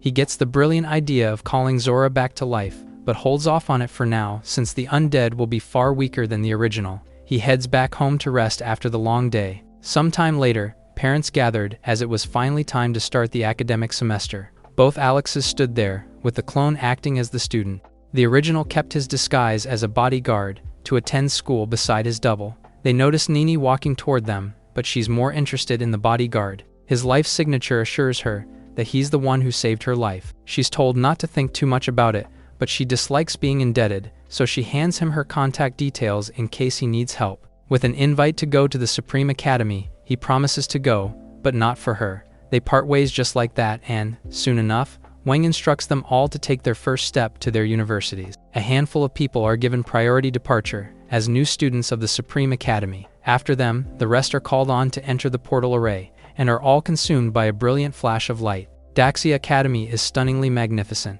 Since it's safe here, Alex decides to swap bodies with his clone, and takes on the role of the student for now. He soon after runs into Luke, who's been waiting for him for ages. While they talked about taking a tour around the campus, a beautiful woman approached. As a sophomore, Hana kindly offers to take them to register. After exchanging introductions and moving along, she gives a thorough tour of the general area, even volunteering to help them sign in at the help desk. She hands their documents over to the teacher, who takes note of Alex and asks why the nation's top scorer isn't in the Supreme Academy. He frankly says that they didn't want a forbidden sorcerer. Fortunately, Daxia doesn't care about that, and they move on to check their levels. People gasp when he's shown as level 28, which is almost at the level of sophomores. In fact, Hana was level 18 when she entered school. Little did they know that he's actually level 50. Still, the odd case makes it difficult for the teacher to place him in an appropriate class. A peer notices and asks what was wrong. He isn't as surprised by the boy's level in class, and instead thinks about where to put him. Finally, he suggests Professor Shen, who hasn't had a student in 5 years. He's researching longevity art all the time, which is perfect for a forbidden sorcerer. That said, All his students have ended up either mentally unstable or disabled. Alex asks if the professor is weak, while he has strength. The issue is his eccentric logic and research. He once had a Black Knight student. He gave him a skill that doubled his combat power, but lost his head in return. Throughout the years, several similar incidents followed with all his students. To their surprise, Alex personally asks to be put in the strange man's class. They're doubtful, but humor him as they can change it later. He even shares that he's an orphan, meaning no parents will come complaining. With this, they part ways with Luke for now, and head to Shen's lab with Hana. She points to a building nearby, saying she won't go in with him. The bodyguard clone is told to level up on his own, so the student is free to come to the door alone. He hasn't even entered, but he already hears odd screaming from inside. Entering the lab, Alex introduces himself as the professor's new student. Shen is surprised, even asking if he's crazy to come there himself. On the contrary, he came there because of his reputation. As a forbidden mage, he doesn't have many years to live, but his research on longevity might just save his life. The young man does his best to convince the professor to take him in. He slowly looks up and is surprised as Shen grabs him, saying he lost everything and was ridiculed for years. Now, he's overjoyed to find someone who understands him. As soon as the student is accepted as an official mentee, the professor hands him a scroll of his latest invention, which grants immunity to all physical and magical attacks. No one wants it, since activation makes the user's body decompose into atoms. It doesn't hurt anyone and is purely defensive. It sounds ridiculous, but Alex praises the odd invention, prompting the professor to show him another scroll. It's a reverse engineering skill that's invaluable to him. It's like they've found their kindred spirit in each other.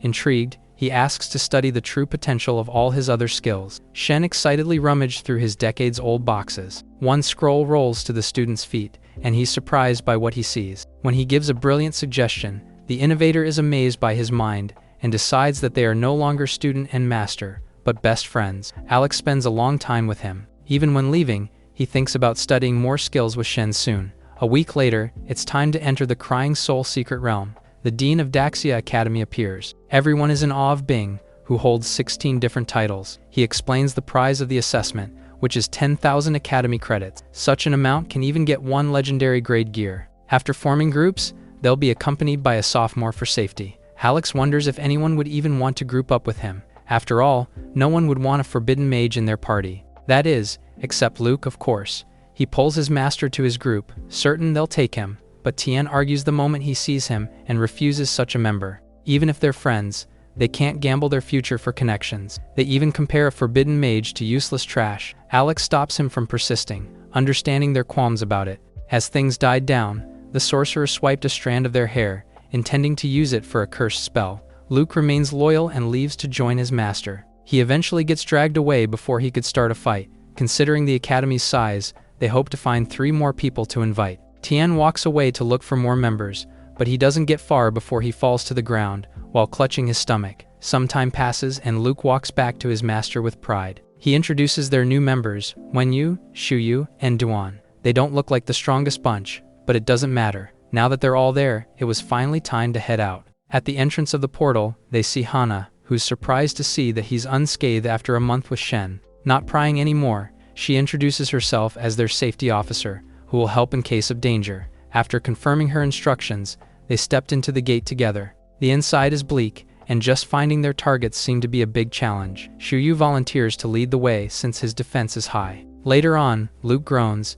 saying it felt like they were walking in circles all this time. Alex stops and shares that they might be trapped in an illusion. While it isn't explicit, it does explain them being lost for so long. Hana is pleasantly surprised by the students' sharp senses. Duan says she'll figure out if they're trapped, and sends spore-like particles in the air. Them not showing signs of poisoning is big evidence that they really are trapped. Apparently, she made them take a toxin that paralyzed one's body for a few dozen seconds. The revelation infuriates Luke, who has to be dragged away. Hana wonders how long it'll take them to break free. Suddenly, Alex wants to lead, and asks everyone to close their eyes. After this, they'll trail behind him while he walks ahead on his own. However, this leaves them vulnerable to beast attacks. A large snake-like enemy appeared from the cave and hissed at them. The officer worries as it might take them out of commission. Even with his eyes closed, Alex senses the beast and leapt up to dodge. He's found the culprit, and now it was time to punish it hard. He punches the beast's cheek and sends him flying. Hana couldn't believe it, as he didn't even use a spell. In the conference room, the dean is called on urgently. It's not an accident, but he's told to look at the screen. On the screen is the freshman, who just one-shot a soul-devouring beast. Being asked to see his file and know who his mentor is, told that it's the one and only Shen, his expression turns into shock. Suddenly void of composure, he screams and confirms what he heard. The other students are in awe of what Alex just did. Inside the beast's body is their first soul crystal. Since the illusion is dispelled, Shuyu is asked to take the lead once more. They walked forward and soon encountered a slime monster. It launches an attack and lunges at them, so the tanker raises his shield to defend. The slime splatters to the back where the others are ready to fight, but it'd be best not to waste energy on them. A while later, Alex senses something fast approaching. He tells everyone to watch out and be cautious, as a soul-devouring beast has appeared again. It snaked around the area, and there seemed to be a person hiding by its head. Hana worries, since the beast is at least level 45, it'll be too much for freshmen, so she steps up to fight it alone. Aiming straight at the enemy, she shot green tendrils forward, but Luke suddenly appeared where the monster used to be. She's shocked, more so when he tells her to stop her attack, just inches away from him. Her head is confused, and she has no idea what happened. She might have fallen under an illusion as well. Similarly, the other members were having similar problems, and they won't get anywhere if they don't break the illusion. When the sophomore attacks her own leg, the illusion fades and she sees the beast right in front of her. Clasping her hands together, she summons the wood dragon, which is much bigger than the enemy. It roared as it opened its maw, but crashes to the ground, unsuccessful, as the demon scurried away in time. Unfortunately, a level 45 monster is too fast to catch. Pain breaks the illusion, so they decide to wound themselves and run at the same time. While they do this, Alex disappears from their sight, and Luke only notices when they finish. She considers him her responsibility as the officer. However, no one can come help as the gate is impossible to open.